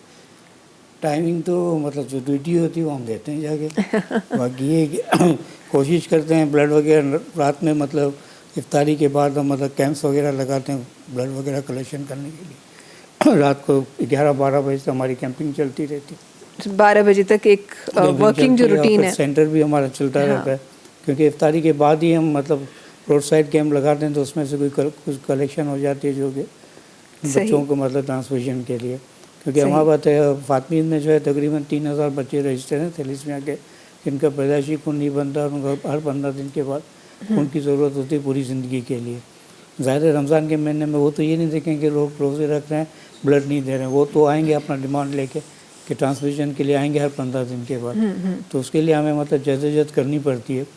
मतलब कहीं मतलब कैंप वगैरह भी रात को हमारे जितने कोऑर्डिनेटर वगैरह होते हैं उनसे हम मतलब रिक्वेस्ट करते हैं कि आप अपने इलाके में छोटा मोटा कैंप लगा दें, ताकि कुछ हमें ब्लड मिल जाए ताकि इन बच्चों को हम ट्रांसफ्यूजन दे सकें। तो इस तरह की जी डॉक्टर साहब, ये जो आप थैलेसीमिया के पेशेंट्स की बात करें तो अगर उनको टाइमली अगर ब्लड मिलता रहे तो वो मतलब जिस तरह आम इंसान एक रेगुलर लाइफ गुजारता है वो उसी तरह गुजार रहे होते हैं बच्चे? बिल्कुल इसी तरह गुजारते हैं, लेकिन इसमें एक है कि इनको ब्लड के साथ साथ एक आयरन मतलब निकालने की मतलब दवाइयाँ भी देनी पड़ती हैं। ब्लड लगने से इनके जिस्म में जो आयरन जमा हो जाता है उसको निकालना बहुत ज़रूरी होता है, वरना आयरन इतना जमा हो जाता है कि वो फिर आयरन पॉइजनिंग शुरू हो जाती है। और main cause of the death इसमें थैलेसीमिया में ये है कि आयरन ओवरडोज होने की वजह से है। अगर कोई बच्चा सिर्फ ब्लड ही लगा रहा है और हेमोग्लोबिन भी अपनी ठीक नहीं रखता है तो उसकी लाइफ तो आप समझेंगे 14 साल 15 साल, उसके बाद ख़त्म। और एक बच्चा है जो अपनी हेमोग्लोबिन ठीक रख रहा है लेकिन आयरन की दवाइयाँ नहीं ले रहा है तो वो 20-22 साल तक रह सकते हैं। लेकिन एक बच्चा जो आयरन की दवाइयाँ भी ले रहा है, ब्लड भी अपना रेगुलर लगा रहा है, हेमोग्लोबिन अपनी मेंटेन कर रहा है, तो ये बच्चे 45 साल 50 साल तक जी सकते हैं माशाल्लाह। कोई नहीं, ऐसे बच्चे भी हमारे पास हैं जो शादीशुदा भी हैं, जिनके बच्चे भी हैं और कुछ लोग इंजीनियर भी हैं, सॉफ्टवेयर इंजीनियर हैं, डॉक्टर्स हैं, ये सब अपनी पढ़ाई भी करते हैं और जॉब भी करते हैं। बात नहीं सिर्फ हमारे पास 3-4 पेशेंट ऐसे हैं जो रिसेप्शनिस्ट भी हैं, ऑफिस बॉय भी हैं, ये मतलब ये काम भी करते हैं। तो ये अपनी नॉर्मल ज़िंदगी गुजार सकते हैं अगर इनको रेगुलर ब्लड दिया जाए, आयरन चिलेशन की दवाइयाँ दी जाएँ। क्योंकि मेन जो है आयरन चिलेशन की दवाइयाँ जो है वो काफ़ी महंगी हैं। वो 30 गोली का एक दवा जो 8,000 का मिलता है अल्लाह, लेकिन वो तो कहाँ से अफोर्ड कर सकेंगे। लेकिन फातमी माशाल्लाह इनको ब्लड भी फ्री देता है, स्क्रीन किया हुआ ब्लड लगाते हैं और इनको आयरन चिलेशन की दवाइयाँ भी देते हैं।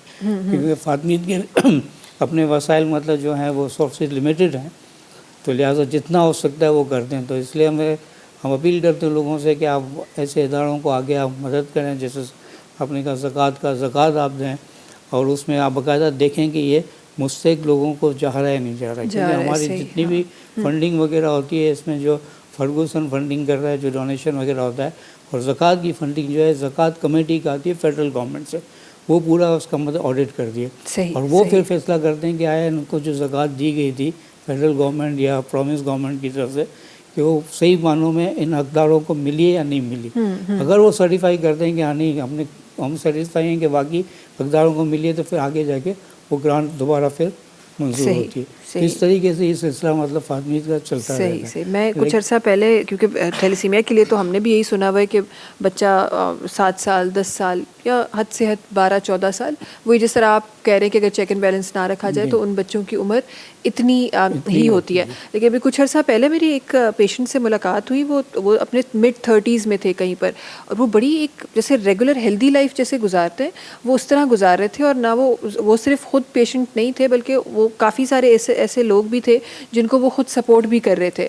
तो मैं तो फिर उस चीज़ को जब दीन की नज़र से देखती हूँ कि देखें जैसे आप में अगर कोई चीज़ है और आप अपने साथ साथ दूसरों का भी भला कर रहे हैं और उनके लिए भी आप सोच रहे हैं, तो रब ताला खुद ही आपके लिए आसानियाँ पैदा करते हैं। और जिस तरह आपने कहा कि जैसे हम रमज़ान मुबारक की बात करते हैं, और रमज़ान मुबारक के महीने में जब आप ये अमल करते हैं तो ज़ाहिर कई गुना ज़्यादा उसका सवाब बढ़ जाता है। और फिर वो जो उसका सवाब बढ़ेगा तो ये तो फरमा दिया गया है ना कि ना सिर्फ इस दुनिया में, उस दुनिया में तो हकीकत में मिलना ही है आपको, लेकिन इस दुनिया में भी आप उसकी बिशारत ज़रूर देखेंगे। तो वो बिशारतें इस तरह से हमें मिल रही होती हैं अल्हम्दुलिल्लाह।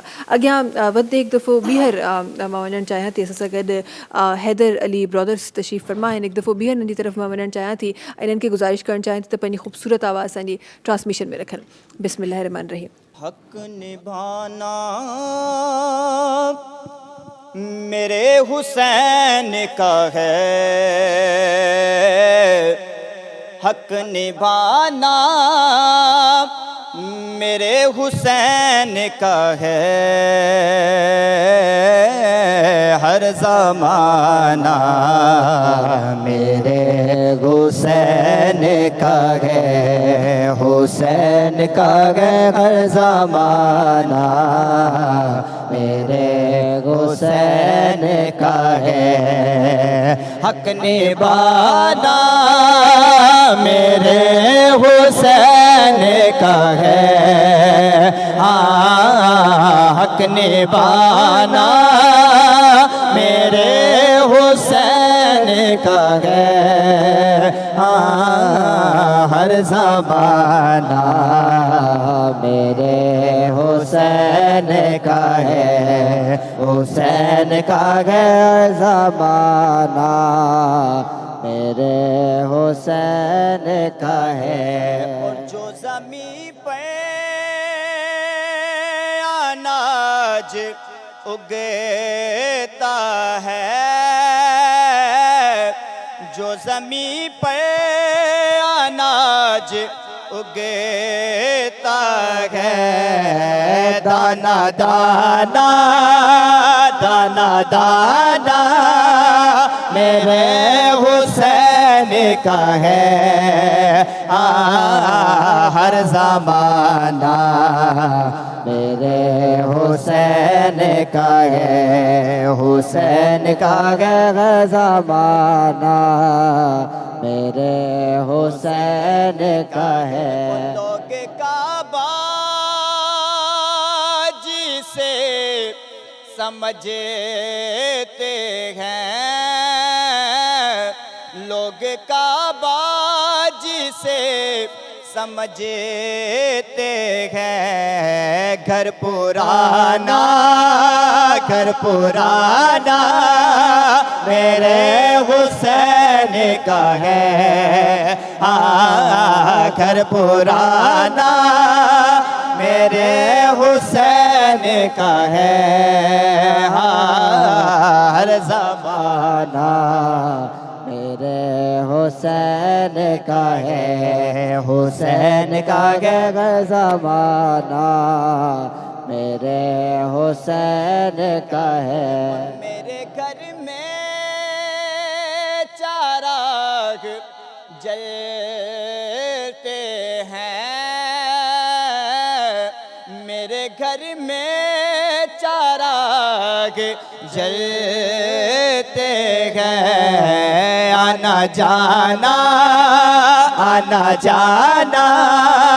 मेरे हुसैन का है आना जाना मेरे हुसैन का है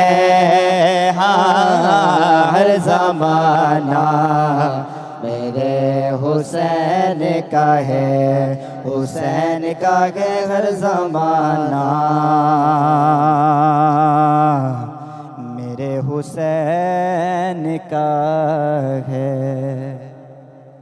बहुत खूब सुभान अल्लाह सुभान अल्लाह ये ज़रा इनको माइक पकड़ाएं छोटू को एक लाइन अकेले पढ़ के सुनाओ मुझे कोई भी अपनी रहमा के समंदर में उतर जाने दे अपनी रहमा के समंदर में उतर जाने दे बेटी का ना हुआ जल से बेटी का ना हुआ जल से मुझे घर जाने दे सुभान अल्लाह इधर आओ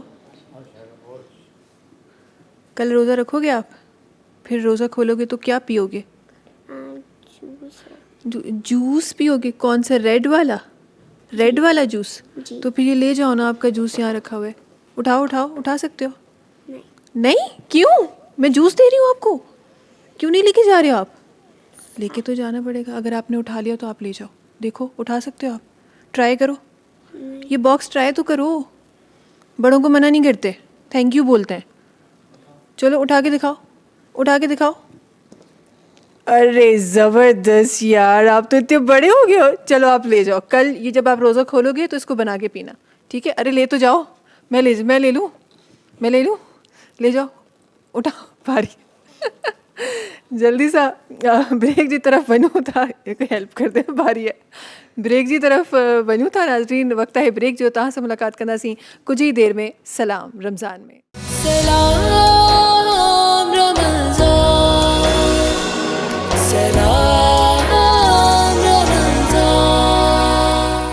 सलाम रमज़ान सगत एक दफ़ो ॿीहर तव्हां सभिनी साम्हूं हाज़िर आहियूं। ट्रांसमिशन में कुझु ॿियनि साथियुनि असांखे जॉइन कयो आहे। सगत तशरीफ़ रखनि था जनाब कारी इदरीस रज़ा साहब जिन असांखे जॉइन कयो आहे। गॾोगॾु सगत तशरीफ़ रखनि था हसनैन सलीम कादरी साहब जिन असांखे जॉइन कयो आहे। ट्रांसमिशन जे हिन हिसे में चाहियां थी त हीउ जेको ज़िक्र जो सिलसिलो अलहमदिल्ला ॾाढो ख़ूबसूरती सां हली रहियो आहे। इन सिलसिले खे अॻियां वधाईंदे तशरीफ़ रखनि था जनाब कारी इदरीस रज़ा साहब। उन्हनि खे गुज़ारिश करणु चाहियां थी त पंहिंजी ख़ूबसूरत आवाज़ ट्रांसमिशन में रखनि। बिस्मिल्लाहिर रहमानिर रहीम। सल्लल्लाहु अलैका या रसूल अल्लाह वसल्लम अलैका या हबीब अल्लाह। तैबा की है याद आई, अब अश्क बहाने दो।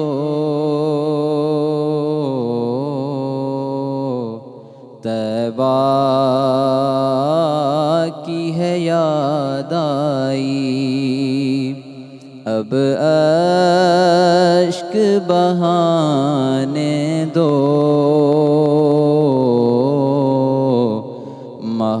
महबूब ने आना है, राहों को सजाने दो। महबूब ने आना है। मैं तेरी ज़ियारत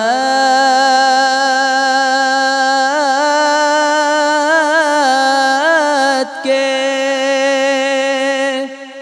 काबिल तो नहीं माना,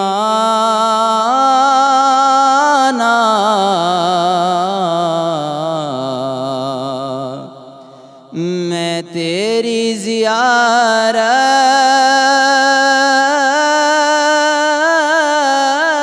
के काबिल तो नहीं माना।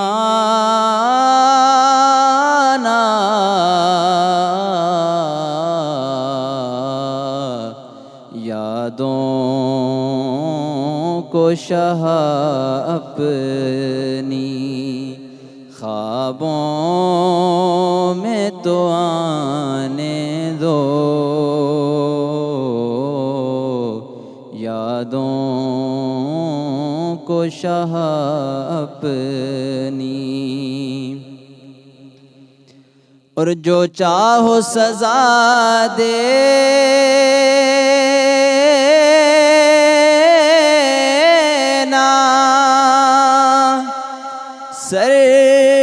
सरकार के दरबानों।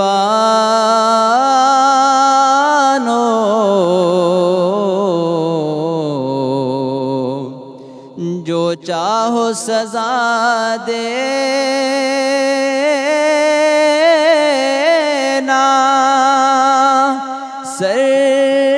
सरकार के दरबानों।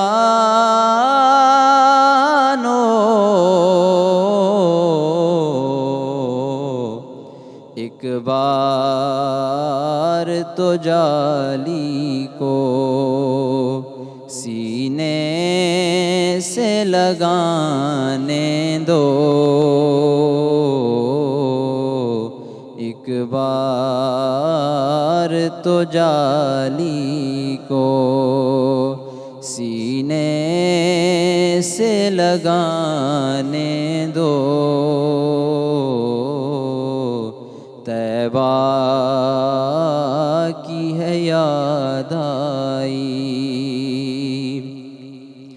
और सरकार के काबिल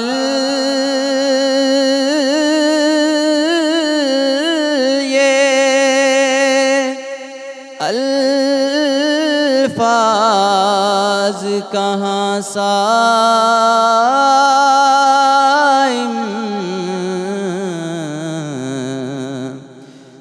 سرکار کے قابل یہ الفاظ کہاں صائم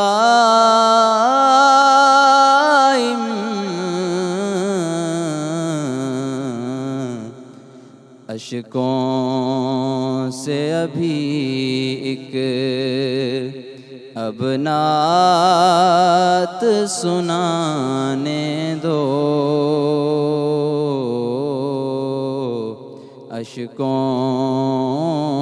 سے ابھی ایک اور نعت سنانے دو طیبہ کی ہے یاد آئی طیبہ کی ہے یاد آئی. سبحان اللہ سبحان اللہ ماشاء اللہ ماشاء اللہ. ट्रांसमिशन खे अॻियां वधायूं था. अलामा साहिबु तशरीफ़ फ़रमा आहिनि. मग़फ़िरत जो अशरो आहे. डिफरेंट नज़रियात ते अॼु ट्रांसमिशन में गुफ़्तगू थी रही आहे. अलामा साहिबु तव्हांजी तरफ़ ईंदमि. असां छो त मग़फ़िरत जो अशरो आहे, ज़ाहिरा ॻाल्हि माफ़ी जी, तौबा करण जी, इस्तग़फ़ार जी बि गॾोगॾु हिन अशरे में हली रही आहे. इन ॻाल्हि खे सम्झणु चाहियां थी त जॾहिं तव्हां माफ़ी तलब करण जी ॻाल्हि कंदा आहियो त बेशक ख़ुदा ताला माफ़ करे थो, माफ़ करण वारी ज़ात आहे, माफ़ करण वारे खे पसंदि करे थो, माफ़ी घुरण वारे खे पसंदि करे थो, हिन में को शक कोन्हे. पर ॾिठो इहो वियो आहे त इंसान छो त ख़ता जो घर आहे, इंसान खां ख़ता हर रोज़ु सरज़द थिए थी.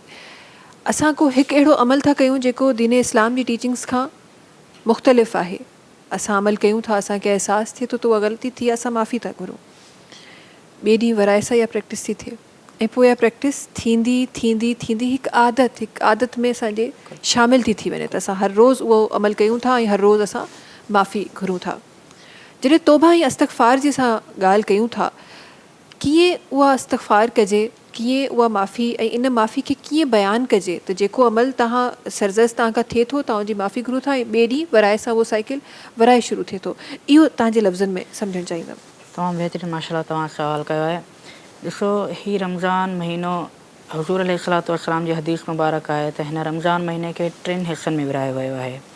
हिकु जेको अशरो आहे 1 तारीख़ खां 10 तारीख़ ताईं, इहो रहमत जो अशरो आहे. यानी अल्लाह तबारक व ताला जी रहमत हर हिकु लम्हे, हर हिकु घड़ी इहो पुकारे थी त आहे को जेको मूंखां मग़फ़िरत घुरे, आहे को जेको मूंखां रोज़ी जी पंहिंजे रोज़ीअ जे लाइ घुरे, पंहिंजे मतिलबु रहमत घुरे. ऐं जेको ॿियो हिसो आहे यानी 11 तारीख़ खां वठी 20 तारीख़ ताईं, इहो बख़्शिश जो मग़फ़िरत जो अशरो आहे. सही. ऐं जेको 3 अशरो आहे उहो जहन्नम खां आज़ादीअ जो अशरो आहे. यानी 21 तारीख़ खां वठी 30 तारीख़ ताईं.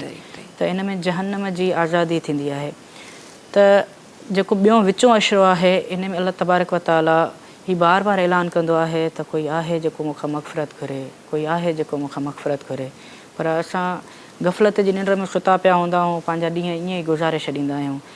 त असांखे घुरिजे त असां मतिलबु अल्लाह तबारक व ताला जी बारगाह में झुकूं, इस्तिग़ासा कयूं, इस्तग़फ़ार पढ़ूं, हिन ॾींहंनि खे इस्तग़फ़ार कंदे कंदे गुज़ारियूं त जीअं अल्लाह राज़ी थिए ऐं असांखे बख़्शिश अता फ़रमाए. छो जो अल्लाह बख़्शिश फ़रमाइण यानी तौबा करण वारनि खे बेहद पसंदि कंदो आहे. कहिड़ी तरह जो हिकिड़ो वाक़ियो आहे त हज़रत सैयदना उमर फ़ारूक़ रज़ियल्लाहु ताला अन्हु जो दौरे मुबारक आहे ऐं हिकिड़ो शख़्स शराब जूं शीशियूं खणी पंहिंजे खीसे में ऐं हू अची रहियो हो रस्ते सां. त हज़रत सैयदना उमर फ़ारूक़ उनखे रोके वरितो ऐं पुछियईंसि त तुंहिंजे खीसे में छा आहे? त हुन चयो त हीउ मुंहिंजे खीसे में त तेल आहे, यानी सरसों जो तेल. त चईं मां पंहिंजे लॻाइण लाइ तेल खणी थो वञा. त हुन त बाज़ारि कूड़ ॻाल्हायो, पर हुन सोचियो अगरि जे मां सच ॿुधाईंदुमि ऐं उमर फ़ारूक़ रज़ियल्लाहु ताला अन्हु जो हुन वक़्तु दबदबो बि हुयो, रोब बि हुयो.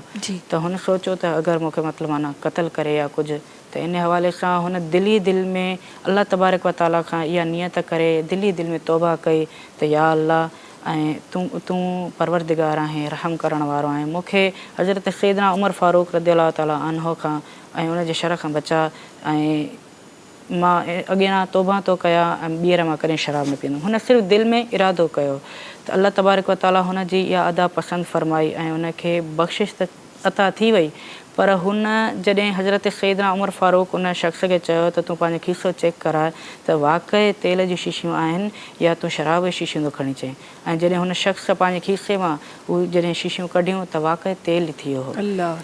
त ॾिसो, जॾहिं अल्लाह तबारक व ताला जे बारगाह में असां झुकंदा आहियूं, असां जॾहिं इस्तिग़ासा कंदा आहियूं, रोई करे अल्लाह खां पंहिंजे गुनाहनि जी माफ़ी वठंदा आहियूं, त पोइ अल्लाह तबारक व ताला बि असांजी मदद फ़रमाईंदो आहे। अहिड़े ई तरह सां हिकिड़ी मजूसी औरत, ॾिसो नी, अल्लाह तबारक व ताला असां इंसाननि लाइ, असां मोमिननि लाइ केॾो रहम वारो आहे जो हू असांखे बार बार अहिड़ा मौक़े अता फ़रमाईंदो आहे त जीअं असां बार बार अल्लाह जी बारगाह में अची करे मग़फ़िरत जो बहानो ॻोल्हे सघूं। त हिकिड़ी मजूसी औरत जेका मतिलबु रस्ते सां गुज़रे पई, हुन हिकिड़ो कुतो ॾिठो, नंढड़ो कुतो, त हू ॾाढो उञायल हुयो ऐं उन वक़्तु ज़ाहिरी ॻाल्हि आहे अरब जे मुल्क में पाणीअ जी घटिताई हूंदी हुई, त इन हवाले सां हिकु खूह हुन औरत खे नज़र आयो। हाणे हुन खूह में हू मतिलबु कुतो पुॼी न पियो सघे, त हुन औरत छा कयो, पंहिंजो मौज़ो, हालांकि उहा औरत एतिरी बदकार हुई, यानी हुनजो ॾींहुं बि अल्लाह जी बदकारियुनि में गुज़रंदो, राति बि बदकारियुनि में गुज़रंदी हुई, त हुन औरत सिर्फ़ु इहो अमल कयो जो पंहिंजो जोराबो लाहे करे उन खूह मां पाणी भरे ऐं हुन कुते जे वात में निचोड़ियईं ऐं हुन कुते खे पाणी पीआरियईं। त अल्लाह तबारक व ताला खे हुनजी एॾी अदा पसंदि अची वई जो अल्लाह तबारक व ताला हुनजा आॾो वारा गुनाह बि माफ़ु कया ऐं पोयां वारा बि गुनाह माफ़ु कया। त अल्लाह तबारक व ताला बार बार इहा पुकार हिन रमज़ान में थिए थी त आहे को जेको मूंखां मग़फ़िरत घुरे, आहे को जेको मूंखां बख़्शिश घुरे, पर असां ग़फ़लत जी निंड में सुम्ही पवंदा आहियूं।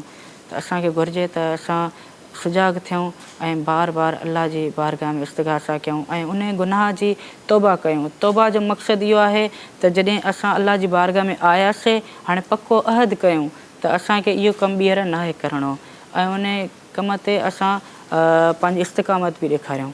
पोइ जॾहिं उन कम खां असां दूरि थी वेंदासीं त पोइ अल्लाह जी रहमत बि हासिलु थींदी, अल्लाह जी बरकत बि हासिलु थींदी, अल्लाह जी मदद बि शामिल हाल थींदी। पर अगरि असां उन ई कम ते वापसि अची वियासीं त मां थोरी देरि पहिरियां बि अर्ज़ु कयो त इहो ईअं सम्झो त अल्लाह सां मज़ाक़ करणु थी वई, ऐं जेको अल्लाह सां मज़ाक़ कंदो आहे त उनजो ठिकाणो जहन्नम आहे। अल्लाहु अकबर, अल्लाहु अकबर। इन ॻाल्हि खे अॻियां वधाईंदे अलामा साहिब, हीअ त बिकॉज़ रब ताला त बेशक माफ़ु करण वारो आहे, इन में को शक कोन्हे, असांजो ईमान आहे। ऐं जॾहिं वरी माह रमज़ान अचे थो ऐं उन में हीअ अशरा अचनि था त असांखे नज़र अचे थो त अल्लाह ताला चाहे थो त बानो अचे उन खां माफ़ी घुरे, हिन में को शक कोन्हे।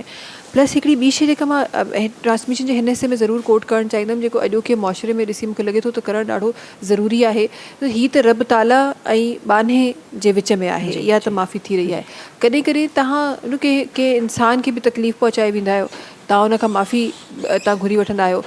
असां वटि हिकु ॾाढो कॉमन ट्रेंड आहे त असां ज़ुबान सां शायदि चई बि छॾियूं त हा ठीकु आहे असां माफ़ु करे छॾियूं, पर असां 10 ॿियनि खे ॿुधाईंदा आहियूं त हिन माण्हू हीअं कयो। सो जेको पर्दो रखणु आहे तव्हांजी ग़लती ते, हिकु तव्हांजी ग़लती जॾहिं तव्हां तस्लीम करे छॾी आहे त पोइ उन ग़लती ते पर्दो रखणु, इहो मूंखे लॻे थो त हिकु अहिड़ो अमल आहे जंहिं ते गौर फ़िक्र ज़रूरु करणु खपे ऐं इन ते असांखे हिन वक़्तु ज़रूरु ॻाल्हाइणु खपे, बिकॉज़ असां हिन वक़्तु इहो ई करे रहिया आहियूं, बेशक असां बुराइनि में मशगूल आहियूं। तव्हां कुझु चयो पिया? जी जी जी, हुज़ूर अलैहिस्सलातु वस्सलाम जी हदीस मुबारक आहे त जेको शख़्स कंहिं इंसान जा ऐब ढकींदो आहे त अल्लाह उन जा ऐब ढकींदो आहे। अगरि जे कोई शख़्स कंहिंजा ऐब खोलींदो आहे त कल क़यामत ॾींहुं अल्लाह उन जा ऐब खोलींदो। त ईअं कंहिंजी ऐब जोई करणु इहा ग़ीबत में शुमार थी थिए। अगरि असां ज़बान सां कंहिंखे माफ़ु कयूं था पर दिली तौर ते असां हुनखे माफ़ु नथा कयूं त इहो सम्झो त असां हुनखे बज़ाहिर त असां चयोसीं तव्हां माफ़ु कयोसीं असां तव्हांखे, पर दिलि में उहो बुग़्ज़ अगरि रखंदासीं, उहो कीनो रखंदासीं त पोइ अॻिते हली उहो असांजे मतिलबु कावड़ में थींदो, तब्दील थी वेंदो। असांजे मतिलबु बुग़्ज़, कीनो ऐं हसद इन शयुनि ते वरी पोइ हू जेको आहे ट्रांसफ़र थी वेंदो। त असांखे इहे शयूं न करणु खपनि। अगरि कंहिंखे माफ़ु कयो था त दिलि सां कयो, अगरि जे माफ़ु नथा कयो त तव्हां उनखे चओ त यार मां तव्हांखे माफ़ु नथो करे सघां। अॻिले खे ॻाल्हि अगरि सिधी कबी त हू तव्हां खां वरी बि माफ़ी वठण ते आमादा थींदो ऐं इनशा अल्लाह अज़्ज़ व जल जॾहिं तव्हां उनखे माफ़ु करे छॾींदो त पोइ अल्लाह बि राज़ी थींदो। छो जो अल्लाह तबारक व ताला इरशाद फ़रमाए थो त तव्हां मुंहिंजे बंदनि ते रहम कयो त मां तव्हांजे मथां रहम कंदुमि, तव्हां ज़मीनी मख़लूक ते रहम कयो त तमां तव्हांजे मथां अल्लाह रहम सुभान फरमाईंदुमि। अल्लाह सुभान अल्लाह। अच्छा डॉक्टर साहब, आपकी तरफ आना चाहूँगी। कुछ बात रह गई, मैं ज़रा जानना चाह रही थी कि हम जब ब्लड डोनेट करने की बात करते हैं तो मेडिकली कितना हमें फ़ायदा होता है। एक तो दीनी हवाले से तो हम देख ही रहे हैं, और जिस तरह हमने दूसरे की जान बचाना, उसमें फिर अपनी ज़कात निकालना अपने जिस्म की, तो ये सब तो है ही, लेकिन मेडिकली ज़रा मुझे बताइएगा कितना फ़ायदा होता है। ब्लड देने से काफ़ी फ़ायदे हैं। से ब्लड में जो है कुछ मतलब वो ज़रात होते हैं, सेल होते हैं, इसमें रेड सेल होती है। रेड सेल की जो लाइफ होती है वो 120 दिन होती है। 120 दिन के अंदर वो टूट जाने से उसकी जगह नए सेल बनते हैं। जैसे आपके जिस्म में 20 दिन पहले जो रेड सेल बने थे वो आज वो टूट रहे हैं, तो डेली जो है मिलियंस ऑफ सेल जो हैं टूट जाते हैं, उसकी जगह नए सेल बनते हैं। तो सबसे बड़ी बात ये कि जो ये सेल आपके टूट जाते हैं, इससे बेहतर है कि आप किसी को खून का अतिया दे दें, ताकि वो एक बैग में केमिकल में वो जमा कर मतलब कलेक्ट कर लेते हैं, और फिर उसकी 35 डेज लाइफ हो जाती है ब्लड की। तो उससे क्या, जैसे ही आप खून देंगे, आपका बोन मैरो है, जो दिमाग होता है, वो फ़ौरन काम करना शुरू कर देगा और वो खून बनाना शुरू कर देगा। बनाएगा। सही। वो विदिन मतलब 24 आवर्स वो ब्लड बना लेता है, विदिन 1 वीक जो है वो मैच्योर हो जाते हैं। और इस तरीके से मेडिकल साइंस कहती है कि हर 3 महीने के बाद आप खून का अतिया दे सकते हैं। आप जितना खून का अतिया देंगे, इतनी आपका बोन मैरो एक्टिव होगा, तो इससे जो है कम से कम आपको बीमारियाँ होगी। जैसे मेडिकल साइंस कहती है कि अगर खून का जो अतिया देते हैं, उनको दिल के अमराज की बीमारी कम होती है बनिस्बत उनके जो खून का अतिया नहीं देते हैं। आपको डायबिटीज के चांसेस कम होते हैं, आपको उसके लीवर के जो चांस होते हैं, सिरोसिस की लीवर वगैरह डिजीज होती है, उसके चांसेस कम होते हैं। आपका कोलेस्ट्रॉल बर्न होता है, उससे कि आपका कोलेस्ट्रॉल बढ़ता नहीं है। क्योंकि आपके फैट्स वगैरह जो कैलोरीज जो हैं वो बर्न होती हैं। ब्लड देने से बोलते हैं कि 1 पॉइंट आप देते हैं तो 500 कैलोरीज आपकी बर्न होती है। तो उससे भी मतलब आपका कोलेस्ट्रॉल भी नहीं बढ़ता, आपका मोटापे का वो असर नहीं होता। तो काफ़ी मतलब इसके फ़ायदे ही फ़ायदे हैं। आप रिफ्रेश होता है, मतलब ब्लड आपका फ्रेश बन रहा है, तो फ्रेश चीज़ें मतलब आपकी मतलब वो होती रहती हैं, उसको मतलब प्यूरीफाई करते रहते हैं जिस्म में। तो खून देने के बड़े फ़ायदे ही हैं, नुकसान कोई नहीं है। तो खून देने का सबसे बड़ा फ़ायदा ये, जो आप खून देते हैं उसके एक तो फ़ायदा ये है कि एक खून से आपके 3 जिंदगियाँ बचा सकते हैं, एक ब्लड से। वो इस तरह के ये जो खून देते हैं, इसके डिफरेंट कंपोनेंट अज्जा बनाए जाते हैं, जिसमें रेड सेल है, प्लाज्मा है और प्लेटलेट्स है। सही। तो रेड सेल तो ये थैलेसीमिया के मरीज बच्चे वगैरह जो इनको मतलब ज़रूरत पड़ती है, क्योंकि इनका हेमोग्लोबिन कम होता है, इनको रेड सेल की ज़रूरत होती है। सही। एक प्लाज्मा जो बनता है वो मतलब एक बीमारी होती है हीमोफीलिया, जिसमें कट वगैरह लग जाए, खून बहना बंद नहीं होता है। क्योंकि उसमें फैक्टर 8 और फैक्टर 9 की कमी होती है। प्लाज्मा उनके काम आता है। और जगह पर बर्न्स वगैरह में भी मतलब वो प्लाज्मा काम आता है। और प्लेटलेट्स जो है आपको पता है, डेंगू वायरल है, ब्लड कैंसर वगैरह प्लेटलेट उसमें काम आता है। इस तरह आप 3 इंसानी ज़िंदगियों को बचाते हैं।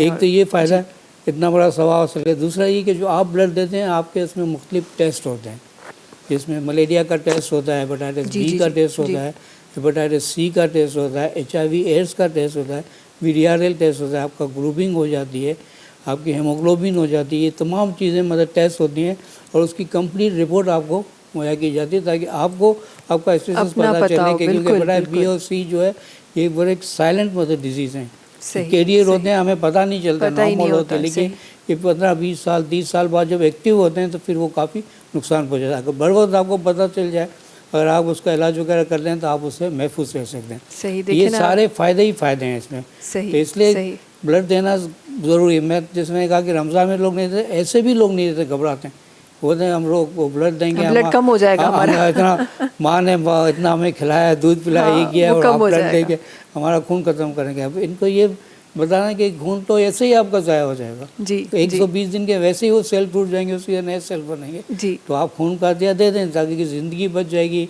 आपको अपना स्टेटस पता चलेगा कि आपको कोई बीमारी वगैरह है या नहीं। ये तमाम मतलब फ़ायदे ही फ़ायदे हैं ब्लड देने। सही सही। और फिर जब मैं इस पे दीन की नज़र से देखती हूँ तो कितना ये खूबसूरत अमल है डॉक्टर साहब, कि आप कहने को कि आप ब्लड दे रहे हैं ना, एक मेडिकल एक प्रोसेस है वो आप कर रहे हैं, लेकिन जब इसको फिर दीन की नज़र से देखा जाता है तो नज़र आता है कि अब वो जो ब्लड आपका ज़ाया हुआ है اس کے جب وہ ظاہر ایک آرٹیفیشیل طریقے سے ضائع ہوا ہے, تو وہ جب آرٹیفیشیل طریقے سے ضائع ہوا ہے تب وہ جب بنے گا تو ظاہر ہے وہ فریش بلڈ جلدی بنے گا, تو وہ آپ کو فائدہ دے گا. پھر آپ نے کہا بیماریوں کا آپ کا پتہ چل جائے گا. پھر وہی بلڈ جو ہمارے لیے ایک پوائنٹ کے ساتھ کہا جائے کہ ہم نے تو بس نکال دیا نا, ہم نے دے دیا, وہ ہماری باڈی سے خارج ہو گیا, لیکن وہ کتنے لوگوں کو کام آ رہا ہے. تو یہ میں ذرا الگ سے مل رہا ہے. بالکل, یہ میں ذرا دین کی نظر سے میں جب دیکھ رہی ہوں تو میں کہتی ہوں اللہ تعالیٰ کی جو جتنی مخلوقات ہیں انہوں نے جس طرح تخلیق کیا ہے انسان کو, وہ کس طرح اور کیسے معیوب یہ چیزیں ہیں, اور کس طرح سے انسانی ذہن جب سوچتا ہے تو وہ سمجھ نہیں آتا کہ یہ ہو کیسے رہا ہے. کہتے ہیں کہ blood donor are our heroes, ہمارے ہیرو ہیں, حقیقت کے ہیرو ہیں. ایک تو فلمی ہیرو ہوتا ہے 3 گھنٹے کی فلم چلا کے ختم چلے جاتا ہے. یہ تو زندگی بھر کے ہیرو ہے, کہ کسی کی آپ نے زندگی بچائی ہے جی, اور کسی ماں کے اس سے دل سے دعا نکلتی ہے کہ میرے بچے کی جس نے یہ خون کا دیا زندگی بچائے, اللہ تعالیٰ اس کو اور صحت دے اور دیکھیں یہ تو مہینہ ہی ایسا ہے قبولیت کا. بالکل, یہ تو مہینہ ہی قبولیت کا ہے, اور پھر وہ بھی کسی ماں کی دعا آپ کو لگ جائے تو پھر تو زندگی سنور جائے. بالکل, کیونکہ ہماری سینٹر ہیں, مطلب پورے پاکستان میں 11 سینٹر ہیں. لاہور میں ملتان, ماشاءاللہ, ڈیرہ اسماعیل خان, پھر حیدرآباد, بنڈور خان, لاڑکانہ, خیرپور, یہاں تمام سینٹر ہیں. تو یہاں سے ہم تقریباً سال کے مطلب 50,000 بلڈ مطلب ہم کلیکٹ کرتے ہیں, 50,000 اینولی مطلب سال کے. اور یہی مطلب اس کے کمپوننٹ بنا کے تقریباً 1 لاکھ جو ہے وہ ٹرانسفیوژن ہم ہر مہینے ان کو دیتے ہیں. تو آپ سوچیں کہ اتنے لوگوں کو جو بلڈ لگ رہا ہے, کہیں نہ کہیں تو دعا تو نکلتی ہوگی نا. بے شک, بے شک, کیسے نہیں نکلتی ہوگی. بالکل. اگیا ودے ٹرانسمیشن میں سسا گڈ حسنین سلیم قادری صاحب تشریف فرما ہیں, انہوں کی گزارش کرنا چاہتی تھی ٹرانسمیشن ہن حصے میں پنی خوبصورت آواز رکھن. بسم اللہ الرحمن الرحیم. رسول اللہ وسلم علیک یا حبیب اللہ. مجھے در پہ پھر بلانا مدنی مدینے والے, مجھے در پہ پھر بلانا مدنی مدینے والے. ماہ عشق بھی پلانا مدنی مدینے والے. اور میری آنکھ میں سمانا مدنی مدینے والے. میری آنکھ میں سمانا مدنی مدینے والے. بنے دل تیرا ٹھکانا مدنی مدینے والے. مدنی مدینے والے میرے آقا مدنی مدینے والے. اور میری آنے والی نسلیں تیرے عشق ہی میں مچلے. میری آنے والی نسلیں تیرے عشق ہی میں مچلے. انہیں نیک تم بنانا مدنی مدینے والے. مدنی مدینے والے آقا مدنی مدینے والے. سبحان اللہ. ٹرانسمیشن میں وقت ہے بریک جو تہاں سے ملاقات کی ہوتا ہے کچھ ہی دیر میں. سلام رمضان میں.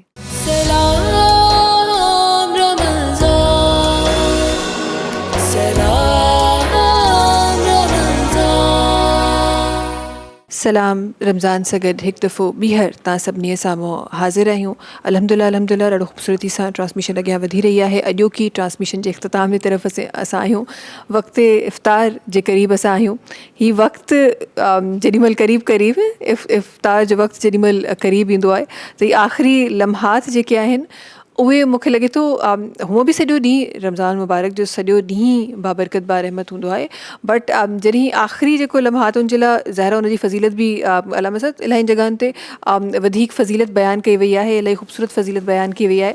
ऐं उहो गुज़ारण बि मूंखे लॻे थो बाक़ी वक़्तु बाक़ी त सॼो ॾींहुं तव्हां डिफरेंट कमनि में मशगूल हूंदा आहियो, गुज़री वेंदो आहे, बट हीअ जेको मख़सूस टाइम हूंदो आहे इहो गुज़ारण बि थोरो सो इंसान जे लाइ ईमान पको हुजे त कुझु बि नामुमकिन न आहे, पर थोरो सो इंसानी अख सां जॾहिं मां ॾिसां थी त थोरो सो मुश्किल ज़रूरु हूंदो आहे. तॾहिं इन वक़्त जी फ़ज़ीलत बि इलाही वधीक बयानु थियल आहे.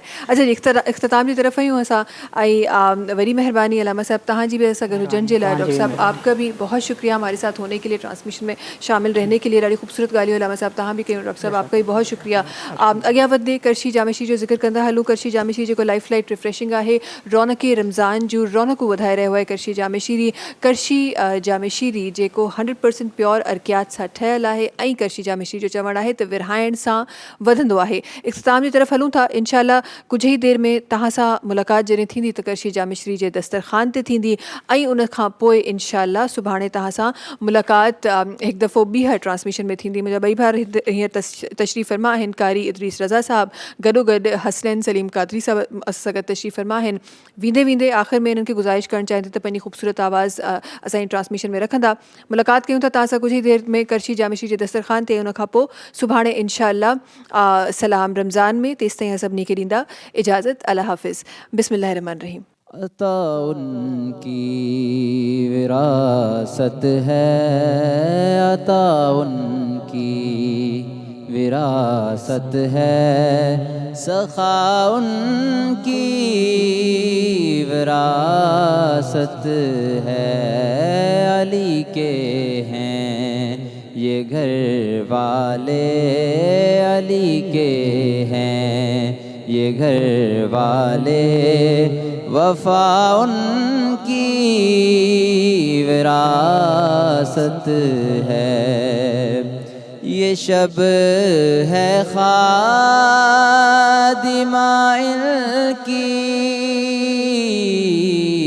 सवेरा इनका नौकर है. ये शब है खादिमा इनकी, सवेरा इनका नौकर है. ये जब चाहें असर कर दें, ये जब चाहें असर कर दें. ज़िया इनकी विरासत है, अली के हैं ये घर वाले, वफा इनकी विरासत है. और न दो ए कूफियो ताना के बारिश मांग लो रब से. न दो ए कूफियो ताना के बारिश मांग लो रब से. ये चाहें तो अभी बरसे, ये चाहें तो अभी बरसे. घटा की विरासत है, अता इनकी विरासत है, सखा इनकी विरासत है. अली के گھر والے وفا ان کی وراثت ہے. سبسڪرائب कयो असांजो official YouTube channel SIM TV HD Islamic ऐं वधीक अपडेट लाइ बेल आइकन खे क्लिक करियो.